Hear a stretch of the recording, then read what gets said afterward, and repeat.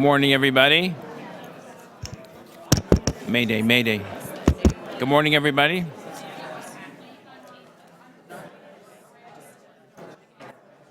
Good morning, Good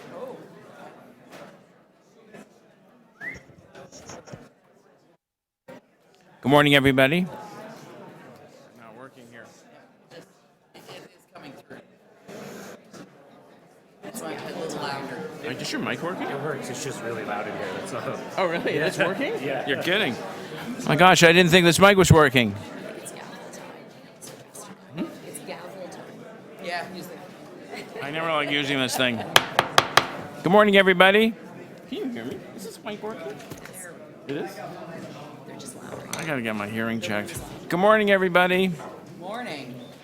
And Happy New Year to everybody. Hope everybody had a restful holiday. Welcome to meeting 11 of the Infrastructure and Environment Committee. Welcome to members of the committee, visiting councilors, city staff, of course, and of course, members of the public. For those in the room with us, the screen at the back of the room provides real-time updates concerning where we are in the agenda and what's coming up next. And you can follow the agenda on your computer, tablet, or smartphone at toronto.ca/council. We acknowledge that the land we are meeting on is the traditional territory of many nations, including the Mississauga of the Credit, the Anishinaabe, the Chippewa, the Haudenosaunee, the Wendat peoples, and is now home to many diverse First Nations, Inuit, Métis people. We also acknowledge that Toronto is covered by Treaty 13 with the Mississauga of the Credit. Are there any declarations of interest under the Municipal Conflict of Interest Act? Hearing none. May I have a motion to confirm the minutes of the December 5th, 2019 meeting? Councillor Layton? All those in favor? Opposed? That is carried. Just a couple of announcements on behalf of the committee members. I'd like to offer our prayers and condolences to those Canadians and Torontonians who were on the Ukrainian International Airlines flight. I'm sure many of you saw the news yesterday as they were releasing the names of the family and friends of those on board, and it's certainly a great loss to our city and our country. And our thoughts and prayers are with the families and friends. On behalf of committee members, I'd also like to offer condolences and prayers to the Lastman family, former Mayor Mel Lastman, his kids, and extended family and friends for the loss of Marilyn. The Shiva continues. I believe it ends tomorrow at 33 Delisle Avenue, and our thoughts and prayers are with the Lastman family. Also, on behalf of committee members, I'd like to offer condolences and prayers to the Ford family on the loss of Mrs. Diane Ford. I believe visitation starts this evening and the funeral is on Saturday. And of course, condolences to Councillor Michael Ford and sympathies to former Councillor Doug Ford and of course the Premier. So visitation starts this evening and funeral is on Saturday. Let's take a couple of minutes and run through the agenda.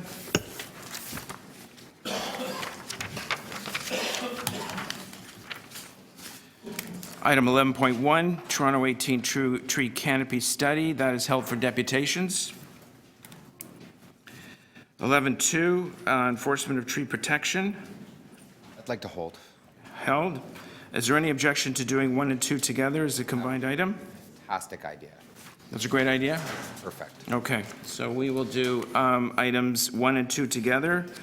2018 Tree Canopy Study and Enforcement of Tree Protection. We could combine that with number 3 as well. I don't need to hold 3, but You don't need to hold it? Is there anything to go along? Any instructions? No? Okay. There's no recommendations on it, so to make something. You want to send it back up to council? yes, I'm quite happy to send the recommendations, to move the recommendations in the letter.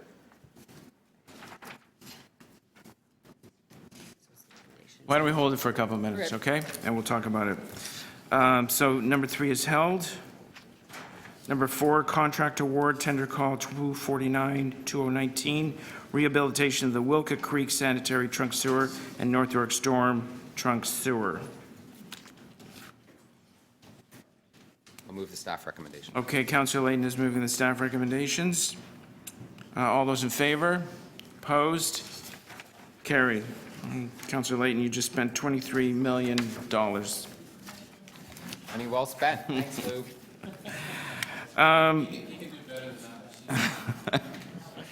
Number I 5. could only move the portions of those sewer trunks in Ward 11 if that would be more to the deputy mayor's liking. We'll take the sewer trunks in Ward 6 too. Okay. Review of the city's road work warranty requirements. There are speakers on that, and Deputy Mayor Minawong wants to hold that. So we're holding it for speakers. Number 6, agreements with transit agencies for water and sewer installations. I'll move the staff recommendations. Councillor Layton is moving the staff recommendations. All those in favor? Opposed? That is carried. Item number 7, Asher's Bay Treatment Plant Pelletizer. I'll move the staff recommendations. You got to give this guy a hand, man. You guys got to. Oh, there's deputations on Ashbridges? Okay. We're holding number 7 for speakers. 11.8, also held for speakers. –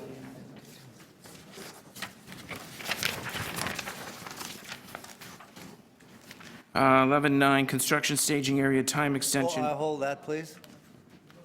Okay, Councillor Gold is holding number 9. Number 10, creating cycling routes along rail lines, it's held for speakers. That's number 10. Number 11, Bike Share Toronto advertising agreement and reserve funding, I'll hold that, please. held by Councillor Layton. 11.12, improving road safety of school-aged children, it's held for speakers.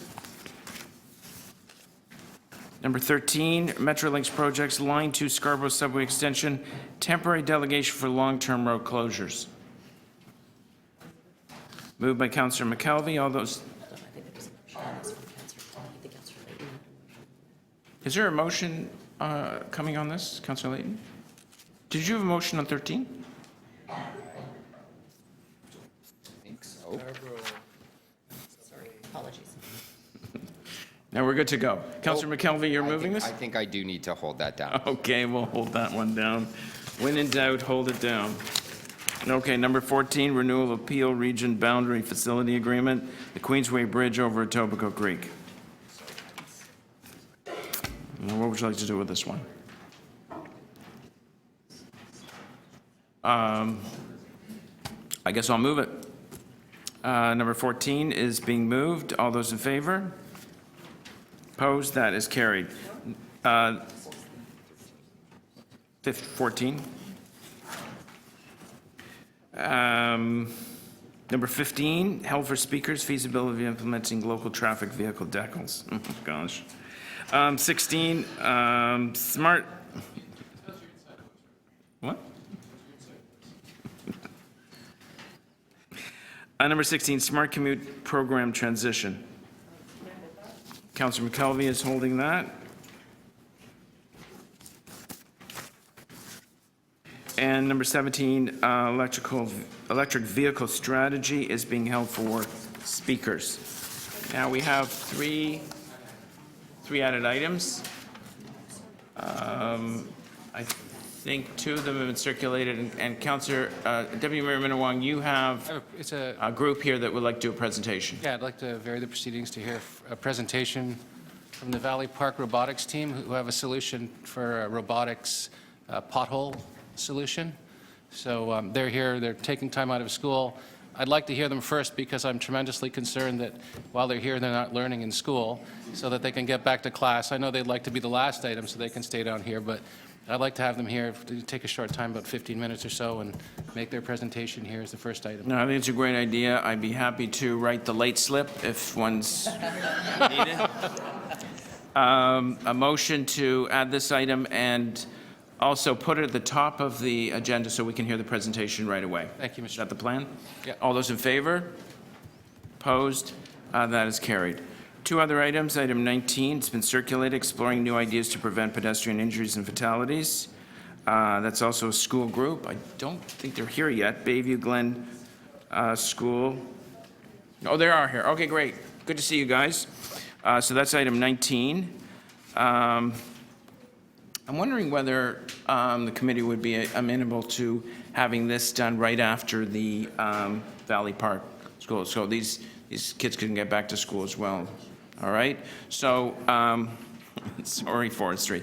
We'll vary the procedure as well. All those in favor of exploring new ideas to prevent pedestrian injury and fatalities, the second item today, the second school presentation, all those in favor?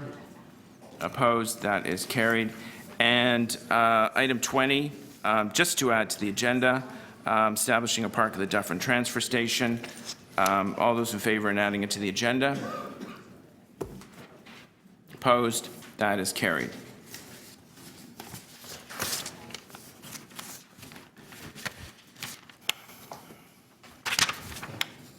Okay.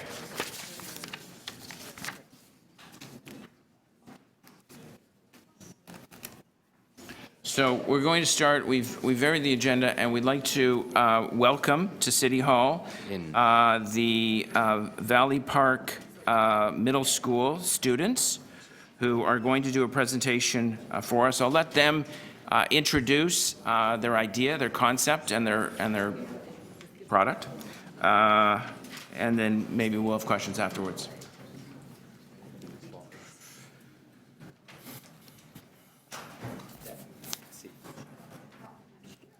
You can sit down. You're going to be able to see this Lego thing running around? It's sort of hidden. Go for it. Go for it. We should have put a little tape on it. It's too late for that. I think we should have put a little tape on that.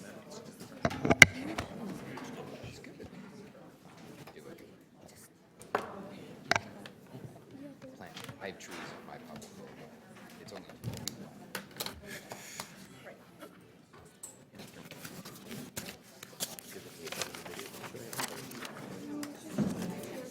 Okay, there you go.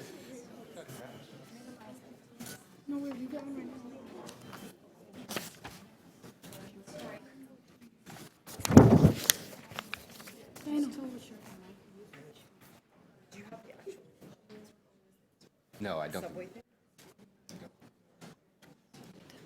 Whenever you're ready, we're all set there. I hope the microphones are on, and you can present your idea and then show us how it works.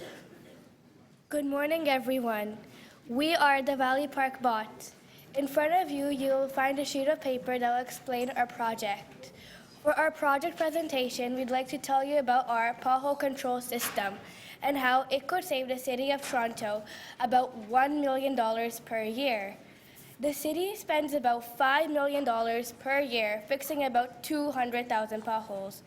Our system will provide a better way to find the potholes, we'll decide which potholes to fix, and will schedule the repairs. Today, the city relies on people calling 311 to report a pothole.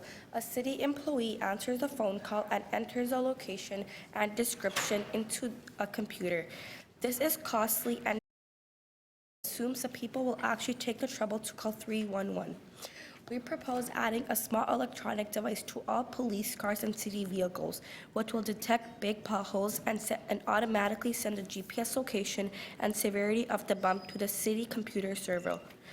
This will be much more effective than 311 phone calls and manual data entries.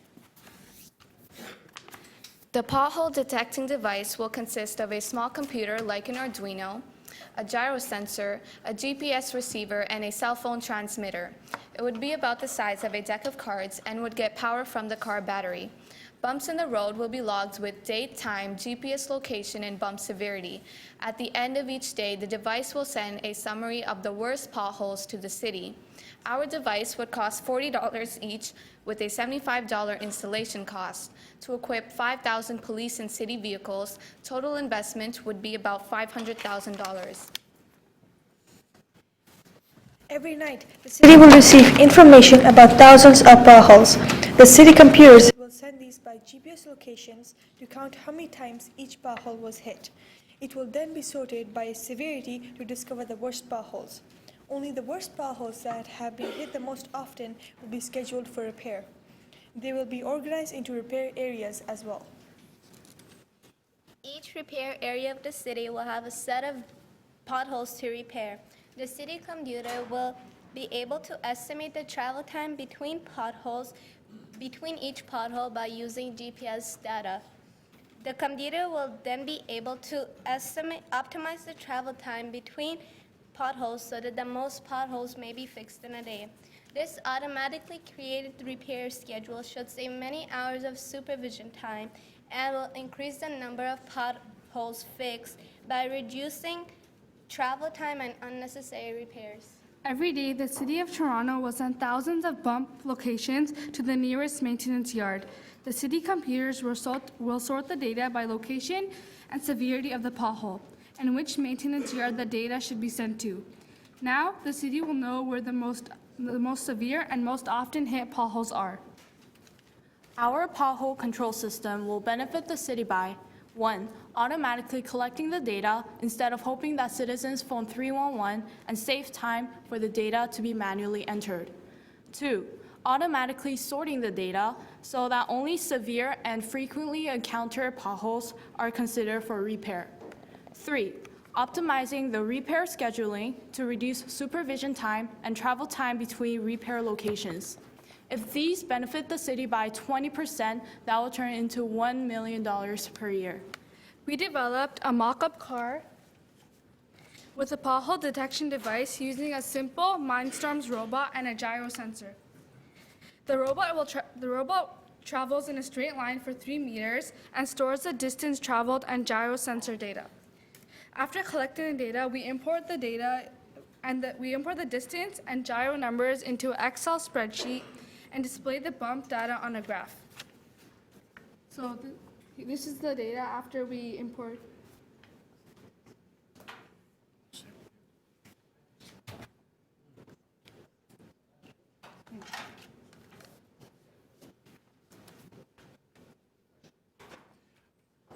Okay.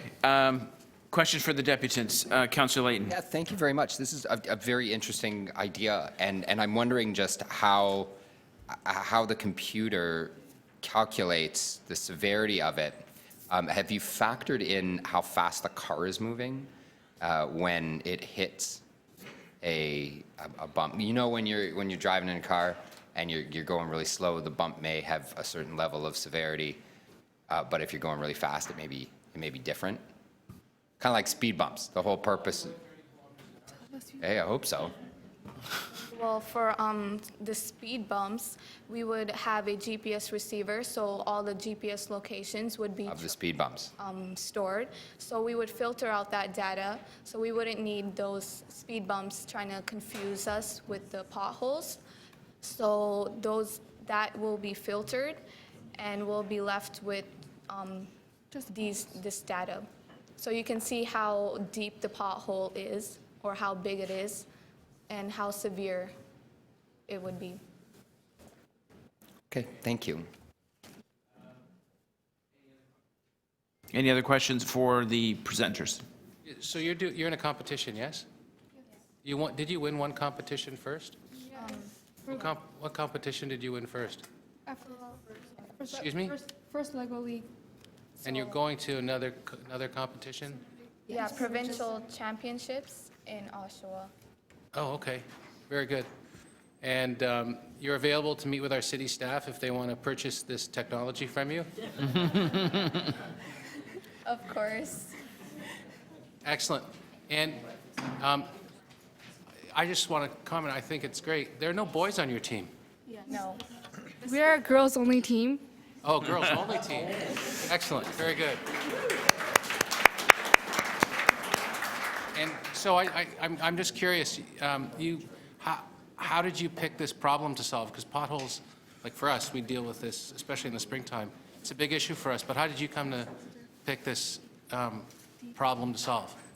So we obviously wouldn't know the damage potholes could cause because we don't drive, but we know that it's a big issue. When we were asked to consider a real big issue that's happening in cities, first thing we thought was maybe potholes, because the amount of damage, the amount of money you have to pay for that damage that can cause to your car is a lot. And so we thought even this 311 system isn't very effective, because you would get opinions about the pothole. So let's say if the pothole is fairly small, but someone would exaggerate it to be a really severe pothole, so you wouldn't get accurate data as you would if you were using this system. So you think that our roads are in pretty bad shape and they need some improvement? Yes. Yes? Okay, very good. Thanks for coming. Thank you. Jay? Any other? Oh, here we go. Is this, okay, thank you. Oh, thank you very much. We'll give this to the clerk. We'll circulate it. Any other questions for the presenters? Oops. No? Anyway, Councillor Perusa. Really quickly. First of all, I want to thank you for helping us think about something that traditionally isn't very sexy to think about, but it's a real big problem for many of us. And thank you for thinking about how we might be able to, in a more efficient way, figure out where those potholes are. So we have two problems, right? You've thought about one side of that problem. That's where are the potholes? How big are they? How deep are they? How damaging they might be? So how do we figure out where those are more quickly? The other side of the problem is actually having the resources to fill them in. Like we only have like, I don't know, 21 or 24 hot boxes. That's like these things that contain asphalt. So there's only, 21 of these vehicles, or at sort of, when we do our blitzes, the maximum you're going to have out there is 21 of these boxes with asphalt. So you can only do so many a day. So if you're getting 500,000 potholes or 1 million potholes, I don't know what the number is, you can only like fill a small portion of them. So you need to help us think about that as well, okay? So not only do we need to figure out how to identify them, but then we need to figure out how to actually deal with them and fix them, right?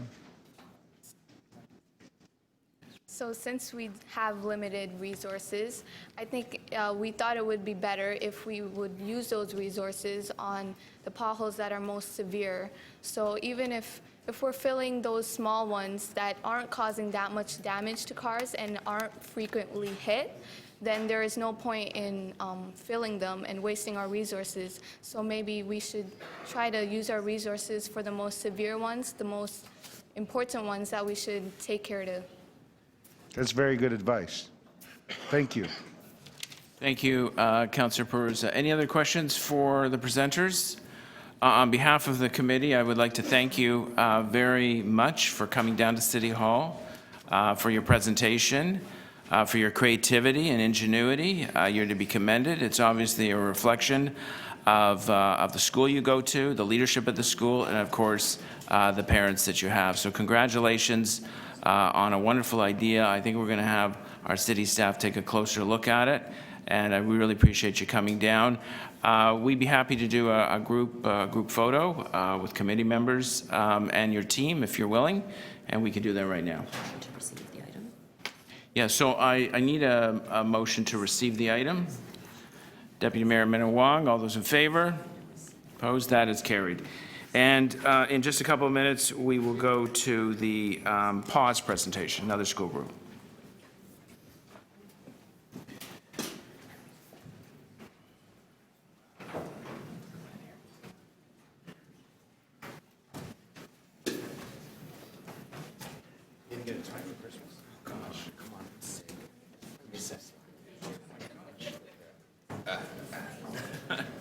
Francis, come on in the picture. You're here. Come on. Don't be shy.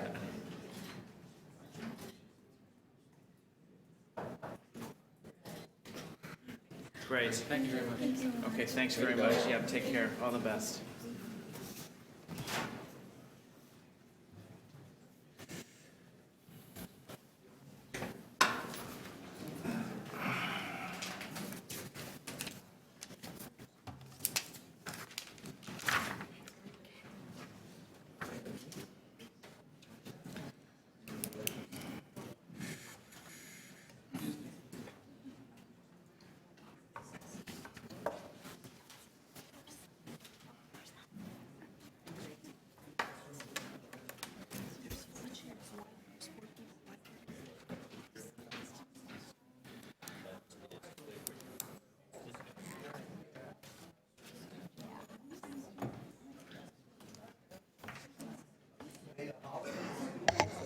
I don't know, I got to sign a lot of late slips.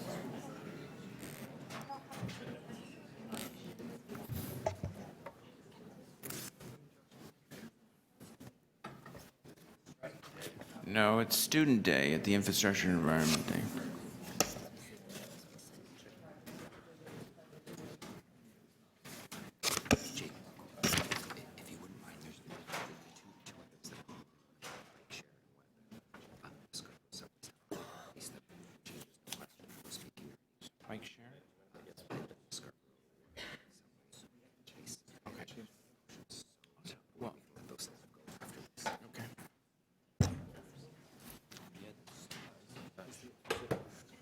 Yeah, we can do it now. Let's do it now. While we're waiting for the group to set up, Councillor Layton would like to release two. Go ahead. Two items. Item 11.11 on the bike share advertising agreement. I'm fine to release that with the recommendations. I think there's an item 11A.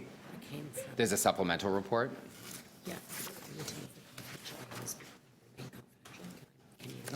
Yeah, so we just have to move a motion to have the confidential attachment remain as confidential, so that's on the screen. I'd be happy to move that.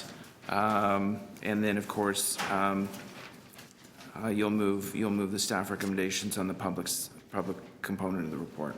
Okay. All those in favor? Opposed? Carried. The second item is item I. And the item is amended? And the Scarborough Subway. Is item IE 11.13 Metrolinx Project Line 2 Scarborough Subway Extension. I'm fine to move the staff recommendation. The staff recommendations moved. Did anyone else want to hold that item, or we're good to go? Okay, number 13's been moved. It does go up to council. All those in favor? Opposed? That is carried. Great. How's our group doing? All right. Well, I'll let you introduce yourselves, but it's great to see you guys again. I know you've come to City Hall once before, but thank you very much for coming to committee, and good luck with your presentation. Thank you. Hi, everyone. We're 4 members from Team All Systems Code. I'm Eden. I'm Josh. I'm Diana. And I'm Adriana.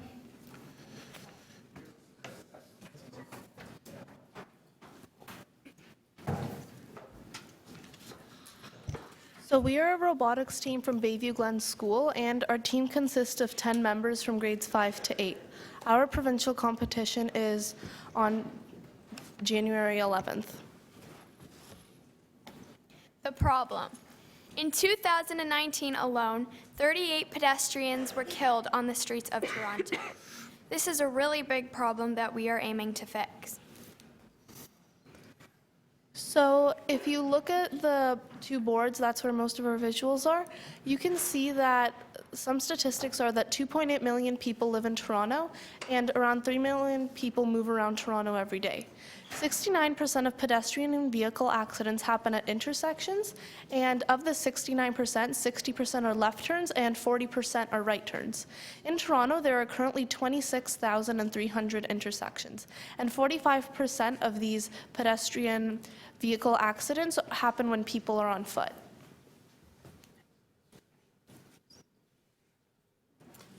As of December 20th, 2019, the Toronto Star quoted Police Chief Saunders about the 38 people dying in car accidents.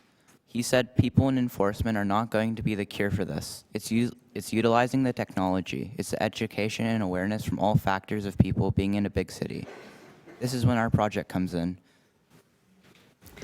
So as you can see in the graphs above, in the bottom 2 on the very left, they indicate the total KSIs by year and the 10-year trend of this.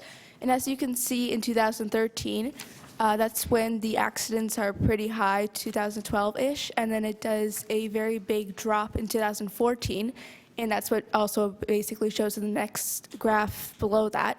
And on the very top right, it basically indicates where most of these accidents happen, and it's mainly in the downtown Toronto area.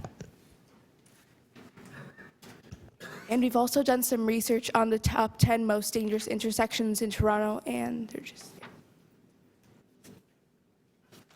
So our solution is the PAWS, the Pedestrian Avoidance Warning System.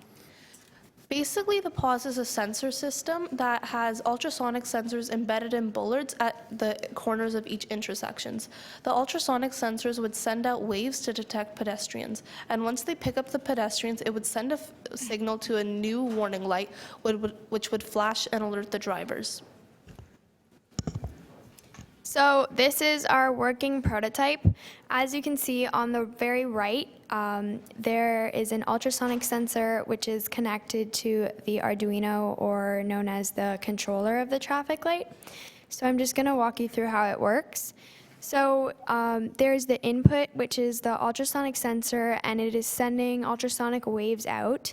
So once it senses that there is a person there, it will send a signal to the Arduino or the brains of the traffic light.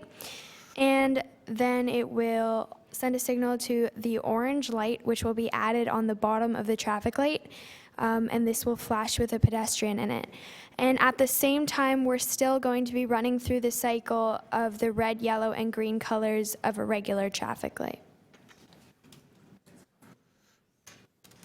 So for sensor placement, we would embed ultrasonic sensors into bollards and place them at the curbs of intersections. This has a multi-purpose. Bollards can prevent cars from slipping onto curves and hitting pedestrians as they stand in place and protect them. They also hold the ultrasonic sensors which sense pedestrians crossing. So these are two scenarios that I'm going to take you through. On the top, there, as you can see, there are no pedestrians. So the traffic light would just work like a normal traffic light as if there was no addition to it. And the bottom strip, there are pedestrians. So since we're mainly focusing on left and right turns, the pedestrians should not be crossing when there is a red light. So there's no need for us to put the pedestrian sign when the traffic is showing red. But when the traffic is cycling through the green and the yellow lights, the pause will flash if there are pedestrians.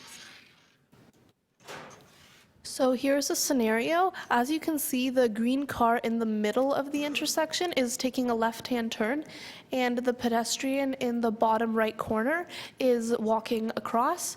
So when the pedestrian is turning, when the pedestrian is crossing, it would send a signal to the traffic controller, and the pause light would flash, which would warn the driver that there's a pedestrian crossing, so they know that, and also be aware of the oncoming traffic coming towards them.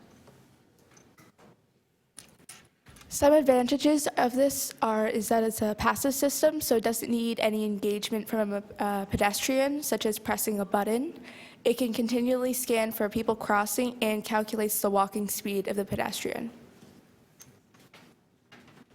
So while we were doing this, we decided to make a small analysis of costs to be considered when there's an accident.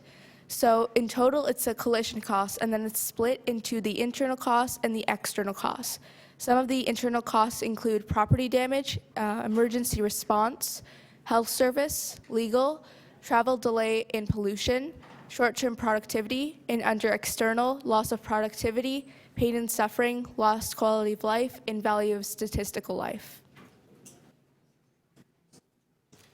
The cost of a pedestrian fatality. A single fatality costs around $2.4 million. And in 2019, 38 million people died, so that would cost around $91 million for the city of Toronto. So according to the city, it costs about $80,000 to $160,000 to install a new traffic system at an intersection. So if we were to take the most expensive alternative, which would be $160,000, and since we wanted to make it a 10 intersection pilot project, that would total up to about $1.6 million, which, as Josh said before, is less than the $2.4 million that a pedestrian death would cost.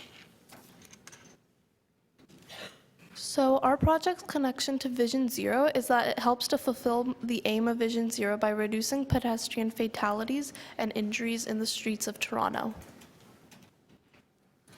Some of our next steps include starting a pilot project like SCAT and InSync, which are current intersection pilot projects, to see if our project is successful. We also want to make the pause more durable, and we also want to make it weatherproof, so we will not get any false positives. So thank you for your time, and we hope that you consider starting a 10 intersection pilot project with us. Do you have any questions? Great, well, thank you. Thank you very much. Questions for the presenters?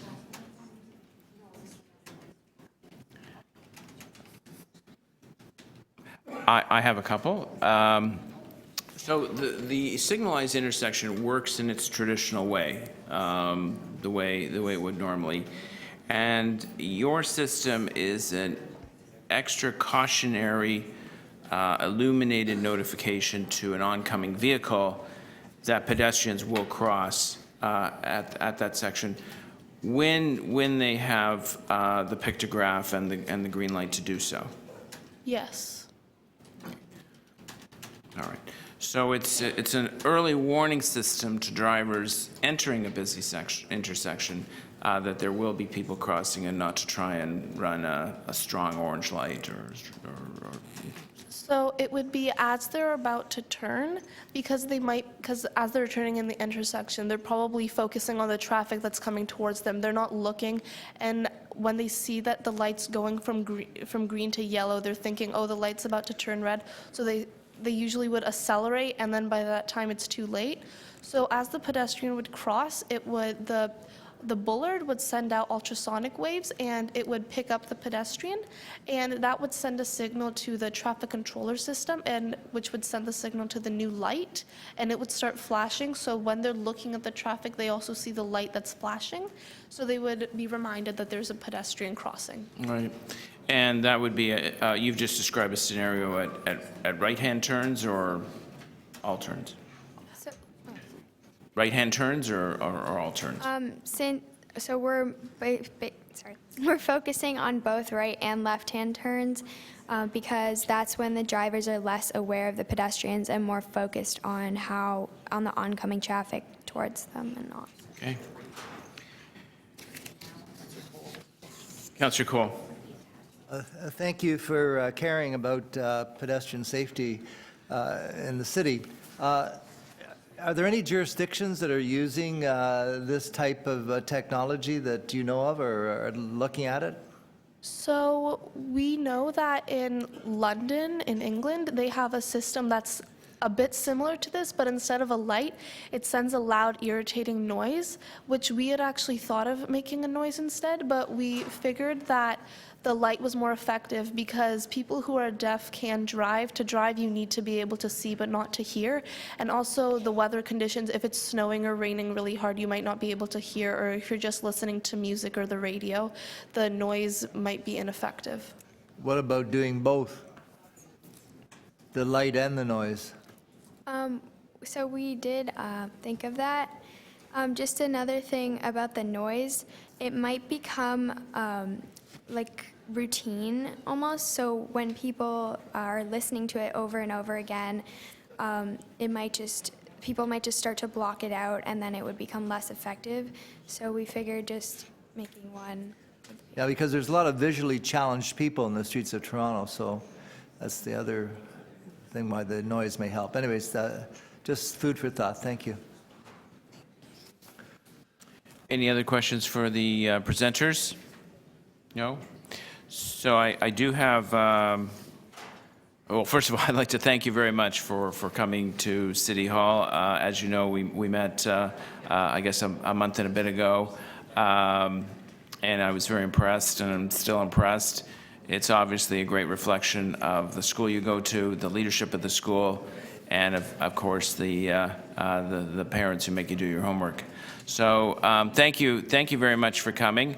I'm going to be moving a motion at this committee to have staff take a look at your idea and your technology, and maybe they'll want to set up another meeting to get more details. Thank you. So we'll put this on the screen. The Infrastructure Environment Committee direct the General Manager of Transportation Services to review and report by the fourth quarter of 2020 on the feasibility of creating a pilot program to test pedestrian avoidance warning system PAWS at a number of selected major intersections throughout the city. So we're going to be taking action. All those in favor? Opposed? That is carried. And if you like, we can do a photo. Yes, please.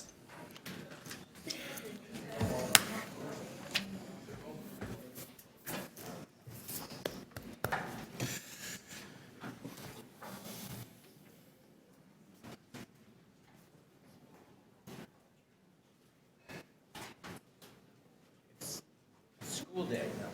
These guys are. Oh, they are. Yeah. Oh, right there. Oh, sorry. That's okay. Maybe we should get the teacher in here, too. Yeah, Mr. Lee.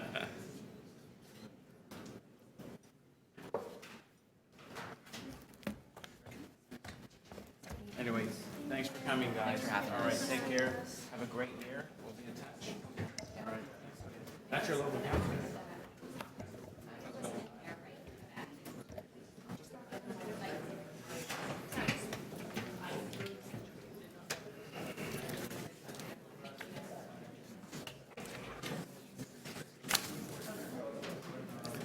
We go back to item 1.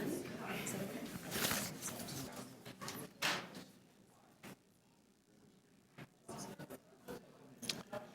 Okay, committee members, we're going to go to item 1, which we've combined with item 2, 2018 tree canopy study, and 11.2 enforcement of tree protection. We have a presentation from staff, and we have deputants. May I have your deputant list? I have something to So, good morning, everybody. Committee Chair, members of council, members of committee. So my name is Jason Doyle. I'm the director of, I have the privilege of being the director of urban forestry for the City of Toronto. Great job. Beside me is Kim Statham. She's the manager of tree protection and plan review. She's actually brilliant in the area of strategic planning. Glad to have her on my team. And beside her is Connie Pinto. She's a program standards officer. Again, one of our resident experts in areas of data analysis and allowing us to make tangible sort of decisions and direction out of that data. So we're here today to present the findings of the tree canopy study that we just recently completed. The staff will get into the details, but what I wanted to say was, if you read, I encourage everybody to read the full study. It's great reading. It's one of those things you can't put down once you start reading it. And if anybody's going on holidays, I suggest you take it with you, and you can share that document. I absolutely think that it's a fantastic document. Now, when you read the document, you'll see there's ups and downs. Like any investment, there's going to be peaks and valleys, but we're looking at long-term gains, and that's what we're seeing is long-term gains. You're going to see some peaks, you're going to see some negatives, but if you can see those negatives and you can project those negatives, which in every case we've done, so when we go through the study, you'll see there's some declines in areas, but they are strategic and they're expected. Knowing that they're going to come up allows us to, in advance, plan for them. So as staff go through the details, we'll be ready for questions. But again, the document overall is a direct reflection of this council's commitment to urban forestry and climate change. We are on a positive trend, which is a great news. I mean, people are going to take the negatives and they're going to identify them as where we need to work on. But that's exactly why we do these studies, so we know exactly where to put our resources. It's a strategic application of resources with respect to budget. And so as I will leave it at that, and I'll turn it over to Kim. Good morning. Toronto's first canopy study was conducted in 2008, and the findings were documented in Every Tree Counts, which was revised in 2013.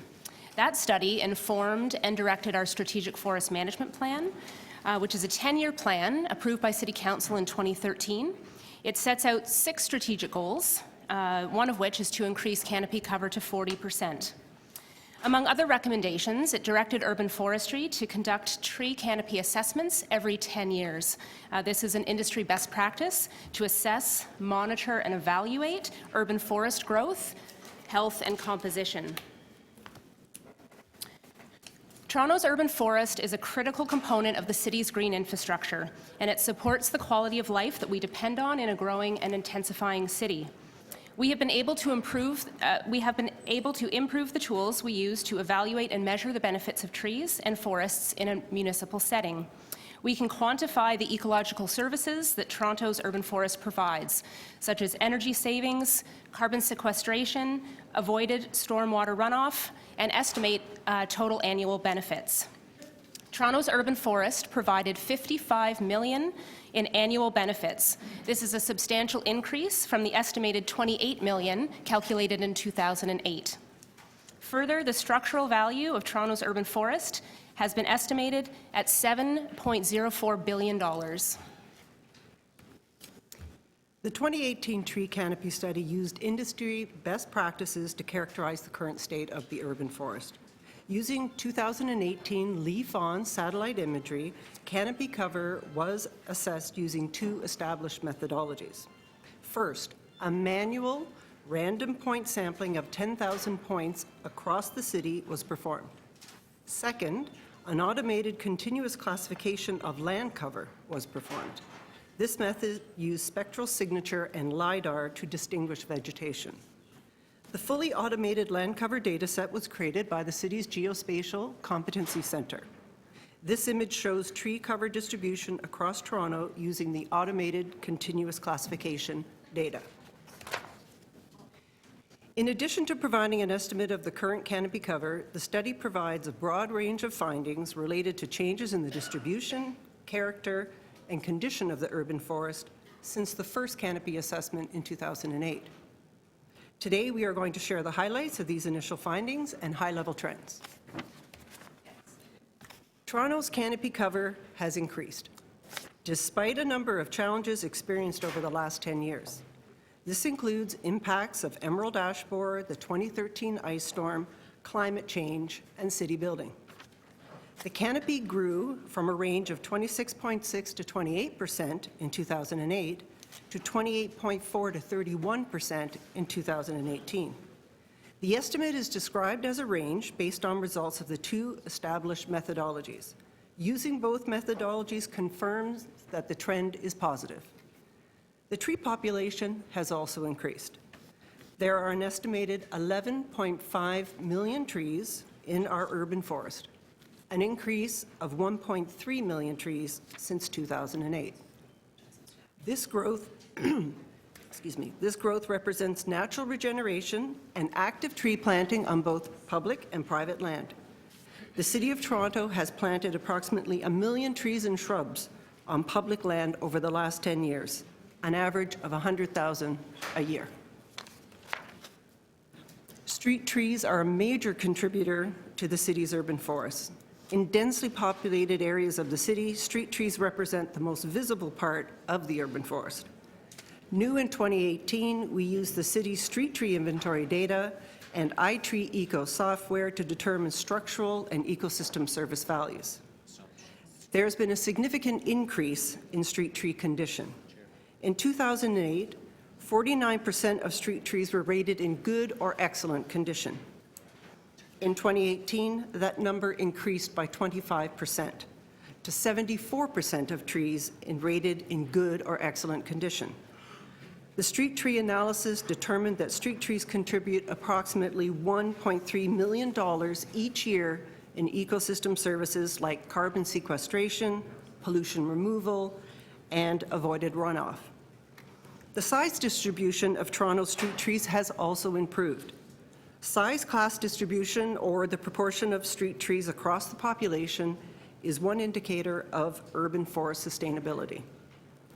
Street trees are a valuable part of Toronto's urban forest. While representing only 5.4% of the urban forest population, they contribute nearly 4 times that amount in structural value. That's almost $1.4 billion of the total $7 billion value of the urban forest. To better understand the challenges of the urban forest, field data was collected from 407 permanent sample plots, the same plots used in 2008. These plots are located across all land uses, from parks and ravines to single-family residential lots. This field data was then analyzed using iTree Eco software to provide a characterization of the urban forest as a whole, including species breakdown, health, distribution, and value. There have been some positive and negative changes over the last 10 years. 50% of Toronto's tree canopy is made up of species native to southern Ontario. Native tree cover in parks and ravines remains relatively stable compared to 2008, with 70% native species. Invasive species have increased in Toronto's parks and ravines. Invasive tree species increased very slightly. However, invasive shrubs doubled over the 10 years.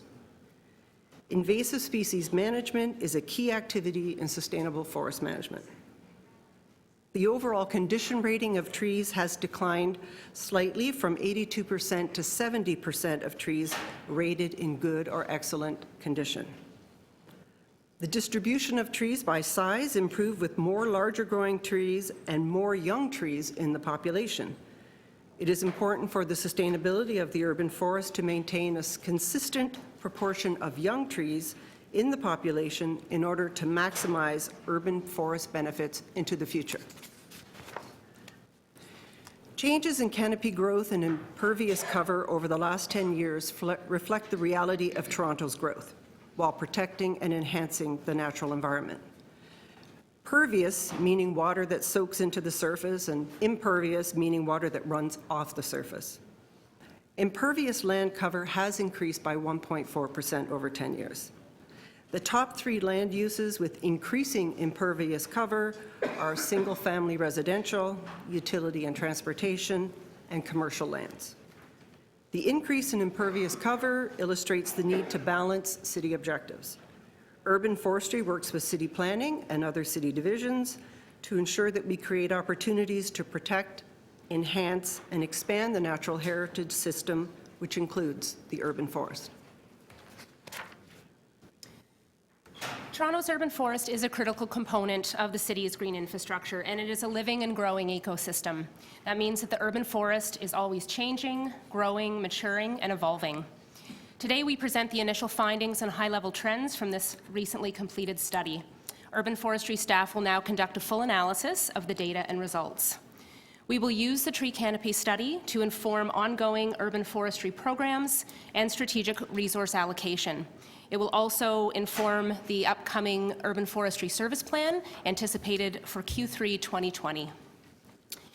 The tree canopy study findings support and align with other city initiatives, such as the Ravine Strategy Implementation Report, reporting at Executive Committee later this month, the Council-approved biodiversity strategy, and the city's work on climate change and resiliency.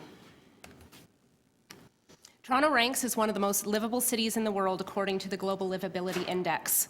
Urban forestry programs support Toronto's quality of life and the ecological, social, and health benefits of this valuable resource.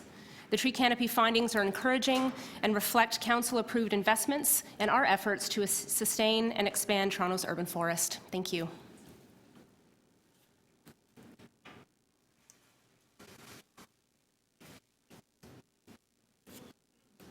Great, thank you very much. Questions for the Deputy, Councillor McKelvey? Thank you, Mr. Chair. Firstly, I was very happy to see in the report that you're using the terminology adaptive management and that you are embracing that. So in that lens, as you go forward through the next decade of data collection, like how do you incorporate new technologies and things like drones and remote sensing, like how are you incorporating that into your work? Through you, Mr. Chair. Obviously, we work with a huge IT department. Currently, we have the investment of working on enterprise work order management, which will help us do better data management. Drones, I mean, those are great ideas. As this type of technology comes forward, we'll look into it. But again, it's subject to council maybe giving us direction to sort of look into that area of sort of utilizing that type of expertise. Resources and funding is critical in type of investing in that. So again, it's a strategic application again of our current resources and budget. Council gives us budget. We apply that budget based on the fact-based decisions based on these studies. I love technology and I love business intelligence, but we do have a whole division that sort of gives us that direction. Okay, great. Because yeah, I think overall point sampling is good, but the ability to be able to at some point get complete remote sensing would be interesting. It'd be interesting to look at the trade-off and the cost between those two, but I leave that to your expertise. What is our tree canopy target and by what date? So through you, Mr. Chair, we have a target of 2057. In 2012, Council asked us to extend the time frames due to the budget constraints, at which point we extended the time frames to 2057. Now, if you keep in mind, growing a forest to meet a 40% canopy cover is a long-term investment. We were to achieve funding by 2020, full funding by 2023. That funding should allow us through over time to meet those targets by 2057. However, saying that, knowing this council's tough decisions to how we divide funding, those dates are sort of reestablished year by year. At this point, we are currently on target. However, we are using reserve funding more than net base funding to achieve those results. Okay, and how are you currently aligning with Transform TO and the work that's being done? They're updating plans to be net zero by 2050 and looking at developing a carbon budget. So how are you involved in conversations with them on that? We're in direct conversation with Transform TO, with transportation. We have working groups. All of those things are connected. I mean, I'll give you an example. I mean, just in terms of parking pads, transportation does not authorize parking pads that are not pervious. So we're working together. Complete streets. It's all in the report. There's great dialogue between the two divisions. And in terms of growth for tree planting, what's the potential for private lands? Well, that's a great question. And through this council, we've been able to work through the SDFA to provide grants to plant on private lands. As you can see through the report, it used to be that there were 60% of the available planting place was on private lands and only 40% on did I get that right? 40% on city lands. We've been exceeding our planting targets on public lands. So now we've got, there's less space on city lands and again, more space on private lands. So we work through the SDFA. We provide grants for homeowners to plant on private property. It's been a great initiative. And through that initiative, and again, through this report, we'll be redirecting some of our resources to build on that program. And then, sorry, my last question, although my time wasn't reset, but I'm sure I didn't take 15 minutes. I think it started at 12. What do we have for helping with maintenance of private trees? Because we see this time and again, it's extremely expensive if a tree is damaged to cut it down or to maintain it. And we continually see this through the exceptions that people are asking for to remove trees, for example, because they find the maintenance has become very cumbersome. What are we doing to help with maintenance of trees on private property? Because the reason, I'll give you the scenario. If I were to cut down a tree, I cried when I had to cut down my ash tree. It cost over $2,000. I didn't cry because of the cost. I cried because it was my favorite tree and why I bought my house. But, you know, my husband would be very hesitant to plant another large tree that will cost us that amount of money. He would push to replant a small shrub, for example. So if we really want to encourage people to plant big trees, like what can we do in terms of helping with the maintenance costs of those that they will be facing in the future? So I'm just going to, so through the chair, I mean, and Jason can add, but I think the tree bylaw is very specific around where the responsibility around tree maintenance lies. And private trees are owned by those homeowners and by private interests, and the responsibility for their maintenance and whatever may follow from that is very specifically with the property owner. We do not have, you know, beyond the sort of incentives that we've developed around planting trees on private lands and assisting people in replacing those trees if they have to be removed, we have not, you know, put forward any, you know, significant private tree maintenance programs through any funds. All of our sort of budgeted funds have very specifically been directed either towards the maintenance of public trees or towards the encouragement of how we can have more trees planted on private lands, but not on the maintenance of private trees. Although I might add, we have a big educational piece on the web, on our internet site, that identifies how to maintain trees in a proper, so if you prune small, you save big. There's a huge educational piece that people can tap into on how to limit the expense of large growing trees. So essentially, if you follow the guidelines and you start pruning these trees as they're young, you will save huge amounts of money and the trees will reach maturity. Thank you, Councillor McKelvey. Councillor Layton, and then Deputy Mayor Wong.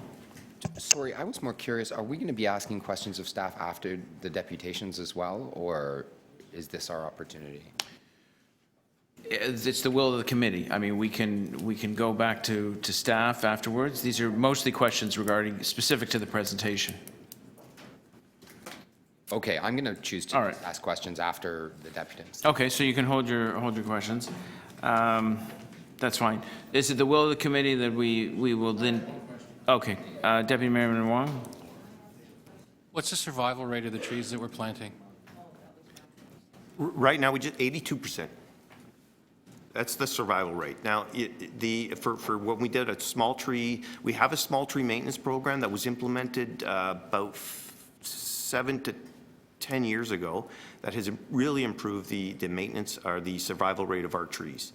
We do have problems in some areas, but again, we're about 82% survival rate. So I'm going to hold my questions, but I got a lot more questions with regard to where you have problems. Okay, yep, fair I enough. think a lot of them are in my ward. I have a couple of questions before we go to staff. And your team visited my office, and this is a wonderful report. I'm not sure whether I would take it on vacation, though, and read it by the beach. So are we doing enough in the planning application approval process to require developments to plant as part of their planting program and their green program? Are we doing enough, or should we be asking for more when some of those applications come by? And I realize it's easier to ask for more in the inner suburbs where the footprint of the property may be a little wider, bigger than downtown. But in your view, should we be asking for more? Through you, Mr. Chair, we work with city planning in this initiative, right? So through development application review, it goes through city planning. But I can tell you, City of Toronto's amazing. It has a green standards, and there's 2 tiers to that green standards. Developers can achieve a 40% green standard on that development site. There's rebates. And that 40% green standard means if they can achieve a 40% cover on their sites long-term, they're worked through city planning. So I think we have the ultimate in strategies on how to achieve that. It's just sometimes there's conflicting direction. Planting on hardscapes, we have underground furniture, that utilities that do not allow it. It's difficult for AODA. You can't plant on a sidewalk because you need to meet certain standards. So we sort of start at the highest level, and then we have to work ourselves back to achieve where we can. So I don't think we need more. We just need, and I think as time goes on, actually, the correlation between the divisions has become outstanding and great in my point of view. So you're thinking the current policies or approach is adequate? I agree. Okay. When it comes to tree replacement, the numbers we're looking at, it was mentioned in passing, Deputy Mayor Minawong, when trees die, do we respond to inquiries, or do we replant them, and is that location counted twice in our numbers, or how is that done if you've got an 18%? Through you, Mr. Chair. The way it works, we have our replanting program. Essentially, we contract out 99% of our planting. We outsource that. Those trees are under warranty for 2 years. We don't own them.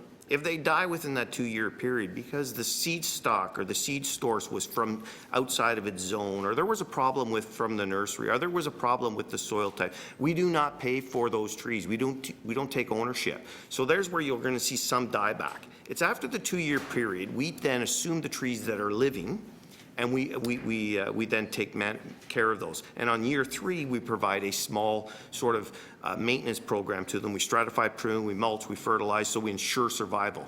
So again, the misconception is that the trees that are sort of failing, these young trees, that's the forestry department. It's all the obligation of the contractor, and it's part of the contract. Okay. Tree removal is always contentious at Community Council, and it goes to City Hall. And I posed this question to your team when they came to visit, but I think it's worthy of asking it publicly. We usually refuse these tree removal applications unless it's a positive staff report, and then we usually adopt the staff recommendations. But conditions with those removal come with the planting of 4 or 5 new trees on the property. Are we forsaking opportunity with policy? Are we losing the opportunity to plant 4 more trees or 5 more trees? Through you, Mr. Chair, if I understand your question, the policy, the guidelines are adequate. If council approves a removal, it's 5 replacement trees. If they can't plant those 5 trees on that property, we take cash in lieu. That funding goes back into the program, planting somewhere else in the city. We've had difficulty with resources and funding to achieve the, to understand if compliance is actually being completed. Through the AG report, it made some recommendations, and through the 2020 budget request, we have identified some enhanced services to allow for staff to go out and inspect those sites to actually see if trees have been planted. Okay.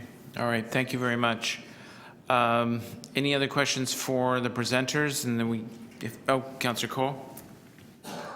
Thank you for the most interesting presentation, and the report is fascinating, really, once you get into it. The problem is, though, it is so thick. How do we condense this so we can share this with our constituents in Canadian Tire English so they could understand and pick up the nuances very quickly? How can, maybe through the recycling calendar or other, how can we get a copy of this, or how could we as councillors perhaps get a post for Instagram or for Facebook or something so we can share some of the highlights here easily? Thank you. And through the chair, we did prepare a Canopy TO document, which was included on the agenda item, which is a public-friendly executive summary of that very large technical document. We have also launched our social media campaign currently on our Facebook and Twitter, which is Facebook is Nature in the City, Twitter is @TOTrees. So if you can retweet and share those, that would be great. A great idea to partner with other opportunities such as the recycling calendar to put in some of these facts and some of the calls to action as well that homeowners and residents of Toronto can take. And secondly, given half the people in Toronto don't have English as a first language, I hope there's an effort to reach out to the greater Toronto community that doesn't have English and that the media that's out there. Is that possible? Absolutely. That's a great suggestion, and we will work with our ongoing community partners to help make sure that this information is accessible across many languages. Yes, thank you very much. Thank you, Councillor Cole. Councillor Nunziata. Yeah, sorry, I wasn't here.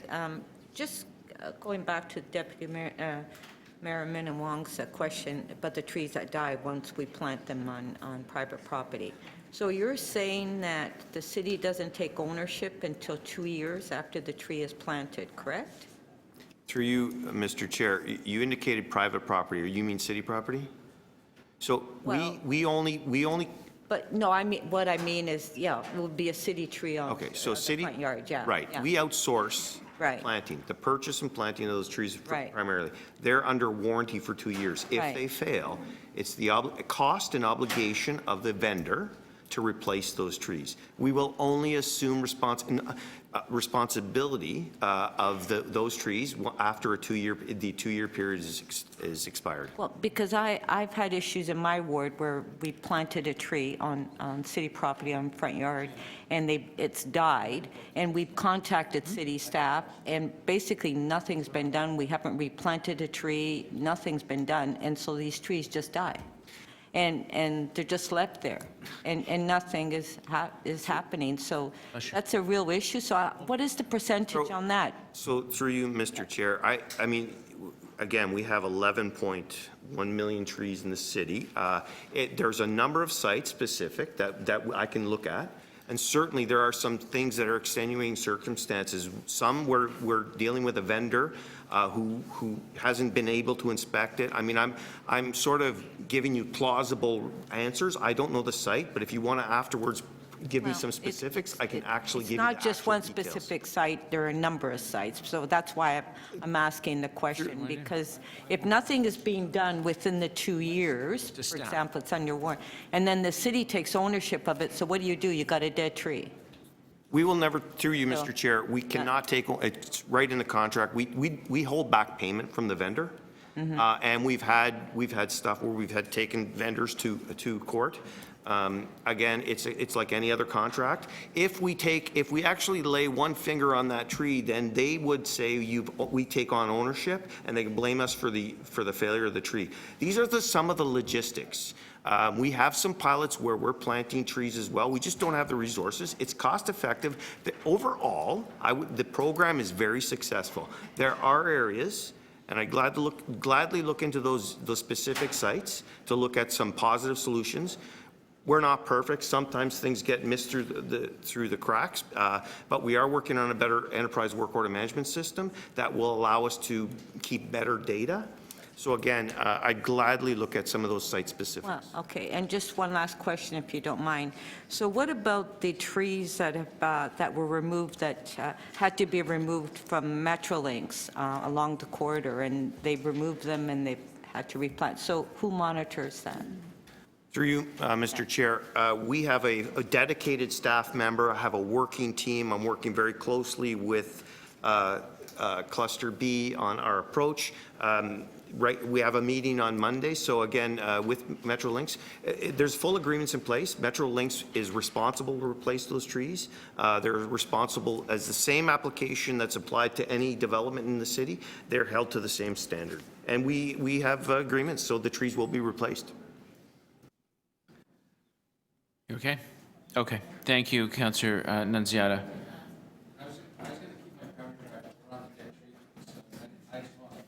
Sort of. Did you ask questions of the? I asked one question because I thought we were going to do deputations first. We're right here, so I might as well ask. Well, the irony is, questions for staff will go to almost the same person. Okay, fair enough. So I'll start my questions, or you can start my timer if you want. You said 18%, yes? Kill rate, death rate, survival. Those are the ones. Through you, Chair, Mr. Chair, we did a study, and these are the results of the study. Okay, so my question, does that include the trees that die that are less than 2 years old? Through you, Mr. Chair, no, it does not. Oh, so if we were to include those trees that die that are less than 2 years old, that number would be higher. Through you, Mr. Chair, that would be, but that is not the taxpayer hasn't paid for those trees. We don't own them, so why would we count them? Just because they died, maybe. The second question, my second question is, let's talk about the accountability in terms of the contracts that we have.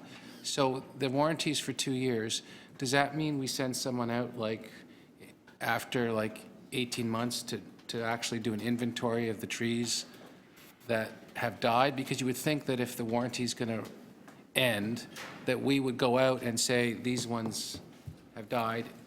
Do we do that? Through you, Mr. Chair, absolutely. That's part of the program. It's something we do before we actually initiate payment. Oh, so you don't pay them? Wow, that's hard on the vendors, isn't it, not to get paid? Through you, Mr. Chair, it's how the contract's put out. It's up to the vendor if they want to bid on it. Okay, so they don't get paid, so we ask them to fix those. So that's all documented, yes? Through you, Mr. Chair, yes, it's documented. Okay, so, and then my final question I think that I can think of right now is the rate of the trees that don't make it is 18% after 2 years. Is that rate higher on right-of-ways than it is on, we put them other than right-of-ways, and so one would assume that the number of trees that die would be higher on rights-of-ways. Is that fair to say? Through you, Mr. Chair, I want to clarify, the 18% mortality is after 2 years. Yeah. When we own them. And yes, areas that have like large right-of-way, like large expressways, a lot of salt, these are areas that have higher mortality. We've just done a species diversity plan where we can plant trees that are more resilient to these type of areas, and so that's part of our program that we've just implemented. So right now, what's the survival rate on trees that are on rights-of-ways? Through you, Mr. Chair, I don't have that stat in front of me. Does it exist?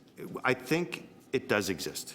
Staff are nodding, it does And exist. then after 2 years, is there any type of maintenance that is done on these trees to make sure that they survive, especially the ones that are on the rights of ways? Through you, Mr. Chair, yes, we have a small tree maintenance program that in the third and believe seventh year, these trees receive, and it's through industry best practices, they receive the initial maintenance. Again, that's under the premises that when you prune and maintain small, you save big. So we're actually pruning, investing in this asset at a young age, and it costs less to maintain as it grows. Okay, I'm finished. Thanks, James. Thank you, Deputy Mayor Wong. Any other questions for the presenters? No? Okay. Thank you very much. As promised, we have some deputants. Hamish Wilson.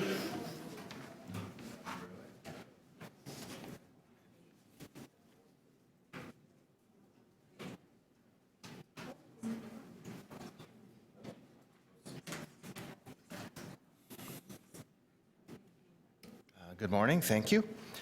This is a really good report, and I'm really glad that we're spending the money and the staff time to delve into what the state of our forests actually is. However, I think there's probably still real trouble looming. I think that maybe a little bit too optimistic about the state of things going forwards. We're probably still in real trouble because as good as trees are for the carbon dioxide issues, we're still going to be in a situation where we have a lot more extreme events of the windstorms and the ice storms and the freeze-thaw up-down and the encouragement of pests with warmer temperatures in the winter, not a good kill of a hard freeze. So I think we're probably in a set of issues still that we have to be really, really on top of rather than being relaxed about it. And with greenhouse gas emissions, in terms of the degree of contracting out, I'm wondering, since I've seen sometimes some of the tree service companies come in from Bolton, are those greenhouse gas emissions actually factored into our accounts or not? They may not be. I don't know. So we have to be devoting more resources to the trees, absolutely. And we have to be, I think, worried about the soil compaction on street trees and in parks. Some of the more intensively used parks in the core really need, the trees there are not necessarily in good shape, and we need to be spending money on the aeration of the soil. The degree to which pests will be surging forwards as well. We have a problem with termites, the ants, the carpenter ants, etc. If we had a more stable climate that things went down and stayed down, that'd be good. We don't. The salt pollution, I'm glad we mentioned that because the salt does blow around and it does get sprayed around. It is one of these contaminants. The trees in urban settings do have a lot of ambient pollution and sometimes really concentrated pollution to deal with. This is an example of an old part of the Rosedale Valley once upon a time. I don't think the air quality allows that degree of diversity and native plants now. I don't think the pine trees are necessarily able to grow in the city anymore. So I hope that we're focusing on the quality of trees in this report and looking forward, not just the quantity. There are junk trees like Norway maples, Manitoba maples, tree of heaven. They count as tree cover, but they aren't necessarily good trees. A further point, sometimes I see in the parks, this is a really crude sketch, pardon me, when a large limb is lopped off here, say, we just don't do anything. We let it weather. And that's okay up to a point, but the water enters wood through the end grain, and usually water starts rotting things out, and the water comes down and rots out the trunk as well and the bark. So I'm wondering why we don't actually cap off that wound with a sheet of metal or some plastic or something. I think this would, after a year or so, I think that would really help preserve the trunks of trees in some settings over the longer term, and that would be a good investment as well. Overall, again, thank you for this. Good work. Great, well, thank you very much. Any questions for the deputant? You have a copy of the sketch? Everyone's a comedian. Okay, Susan Dexter.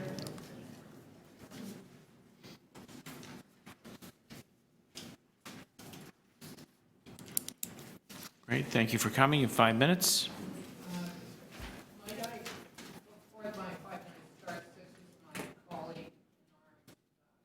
Proctor, and she is also a listed speaker. So if we could combine our times and come in at less than 10 with your indulgence. Can we do that? Sure. Thanks.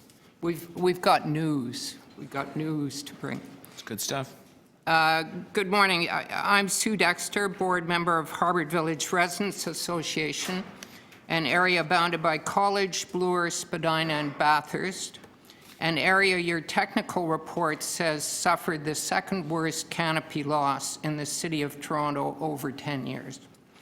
This does not surprise us. 13 years ago, concerned that our urban forest was under pressure, we did our first tree inventory with support of the University of Toronto forestry students and volunteers.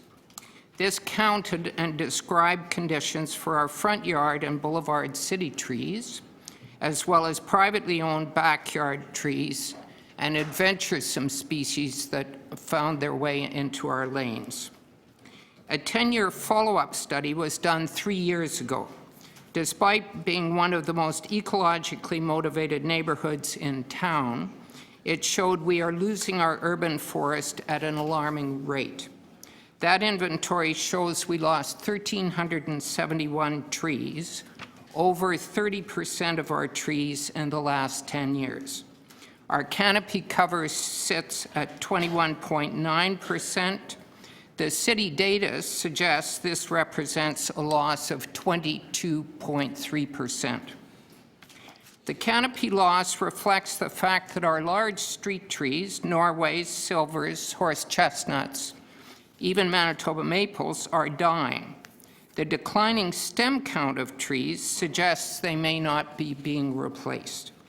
Even more concerning, the loss of trees is shared equally between private land and city-owned land. 700 trees dead or removed are on city property, 700 in private backyards. It's difficult to make any precise comment on the city report and attachments. However, it would be helpful to know where and under what circumstances the gains in canopy are occurring, because they're not happening with us.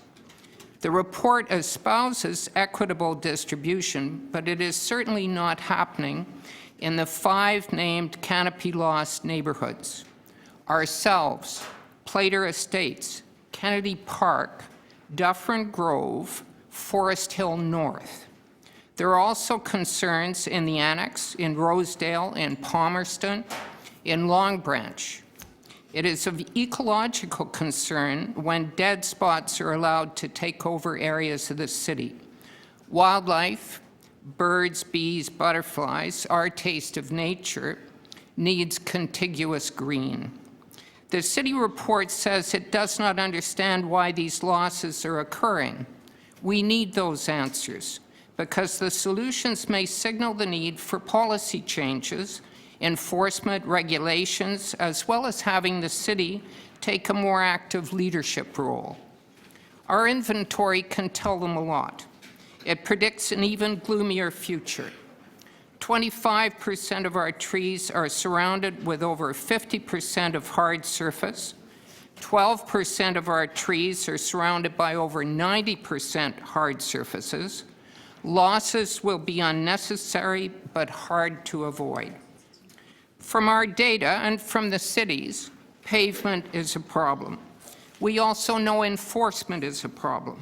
The zoning bylaw is a problem. Getting owners to abide by Committee of Adjustment decisions that protect trees is a problem.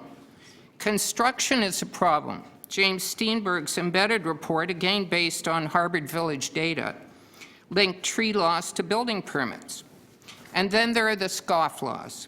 Stopping a guy with a saw and no permit to cut on a Saturday morning is the Donnybrook of problems.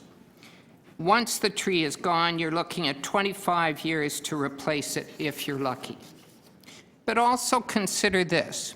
If half the missing trees in Harvard Village are on city property, there should be nothing to prevent the city from beginning an aggressive planting program with the active cooperation of the host community. This action alone would inspire local landowners to do the same. And there is more. U of T forestry students have just completed recommendations for a Harvard Village pilot project to take advantage of our existing data and experience and create a replicable plan for other low-rise communities.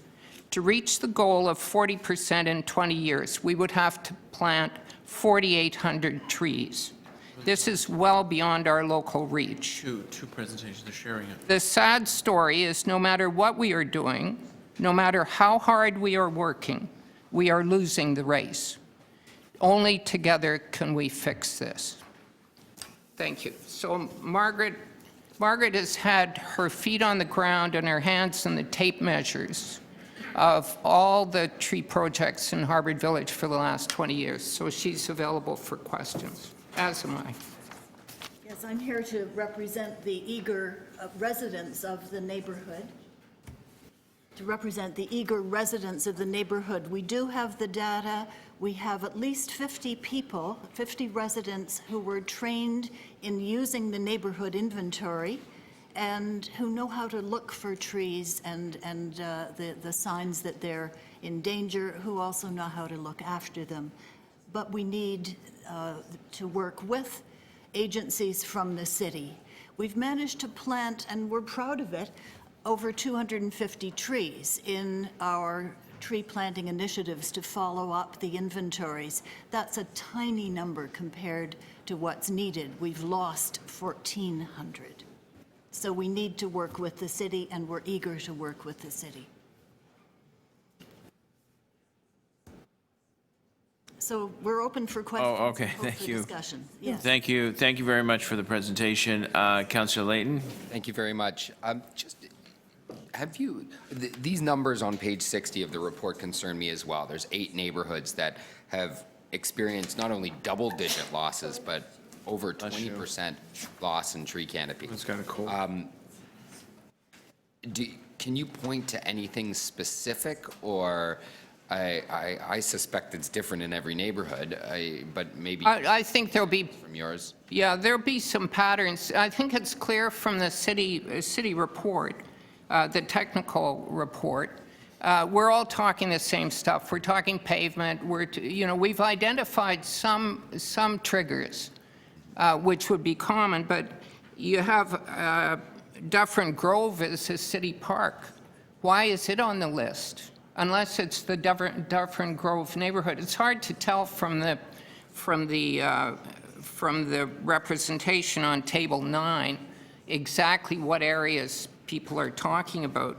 But we're called University, I think. We're within the University catchment, certainly. Plater Estates, this would likely tie to building permits. It might tie to multiple use. I don't know. Although we do get renters coming and taking trees for the absentee owners. We've had experience of that. People are willing to do stuff. I think everybody is engaged. And this morning when Councillor Pasternak was on the news, I thought, good for you guys. We're doing Transform TO. We're involved with those guys and trees is part of that. Trying to design programs so we can slide them into the neighborhoods. People are willing to be committed to help out on this stuff. And so what we need is to find some framework. And I would love to know what the common themes are. What are the problems we should be addressing? And should we be doing it legislatively, or should we be doing it culturally, or is it an educational issue? How is this working? And I think you need to find out the baseline, which is what we're doing on the Transform TO work we're doing as well. Where is it happening and why? And then you can begin to design the programs to address it. Thank you. Thank you, Councillor Layton. Any other questions? Councillor Cole? Yes, thank you for your willingness to help. You asked a question about what's causing it. One of the, I don't know if you're aware of, one of the things that we found in North York Community Council was there was a de facto approach by planning whereby when an application came before planning to remove a city-owned tree for a driveway, that if planning would approve the removal of the tree and the building of the driveway of the second home, usually, you know, it's a severed lot, one, now is two. We found out that urban forestry would not comment that on the adverse effects of the removal of the tree. They would always give way to the planning department's decision to essentially remove the tree. Yep. So this was the famous landmark saving of the tree at 116 Briar Hill. I don't know if you're familiar with that. So I would just maybe. Well, there are loopholes. There are loopholes downtown as well, where if there was a permit, if there was a request for a permit to remove or injure, it would almost invariably going through the regular council process be turned down. In the case of Committee of Adjustment applications, it's left over to the side in forestry, so it's never captured by the main city process. And we think that's a real loophole, and it's been frustrating for us. We also can get decisions by Committee of Adjustment where they say conditional on protecting X tree, and the next thing we know is the tree's gone, because the guys have come in on a Thursday morning with their truck. Some trees gone. So there's a whole lot of incidental tree loss and damage that we should be looking at whether, if the intention is to protect the forest, then we have to make sure that our city processes are catching the errant files, if that makes the exceptional files. Yes, and certainly that's something we should be looking at. And I guess you're also recommending that perhaps we need a strategy to deal with the neighborhoods where there's been significant reduction in tree canopy. So, and I mean, the good news is that the tree canopy in the majority of the city is doing well. But on the other hand, we need a strategy to deal with those neighborhoods which are suffering canopy loss. Well, and I think it depends on, I don't know, Councillor McKelvey was raising the issue of point identification or whatever. We're going around with tape measures and feet on the ground. And so our inventory is likely a little more accurate as to what's happening in our catchment. I think we've got to give a push on it. It's the same framework as Transform TO. You have a forward horizon and a desire and a commitment. And the problem is you have to then incrementally design how you're getting there, and we're falling off the rails. And it's not because we're people who are against. I mean, we're ready to go. Mm-hmm. But we need direction and help. 5 years ago, we did a green master plan, which involved taking back the city boulevards that are used for parking now on flanking properties. Mm-hmm. And they were to provide bump outs and also to provide greening in our laneways.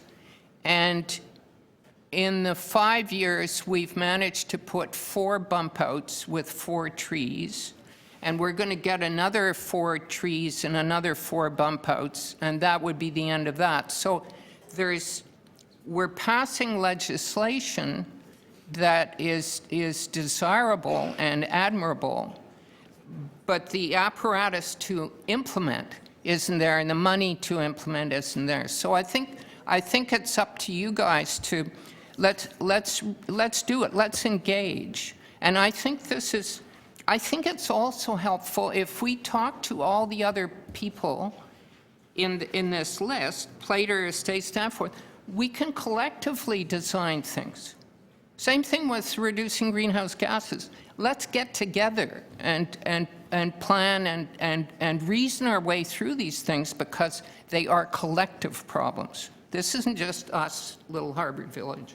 But I guess first we're going to have to find out why Councillor Cole, the depletion of the canopy in those certain neighborhoods. Yes, it would be great. Okay, thank you, Councillor Cole. Any other questions for the deputants? Okay, thank you very much. Thank you. Catherine Burka.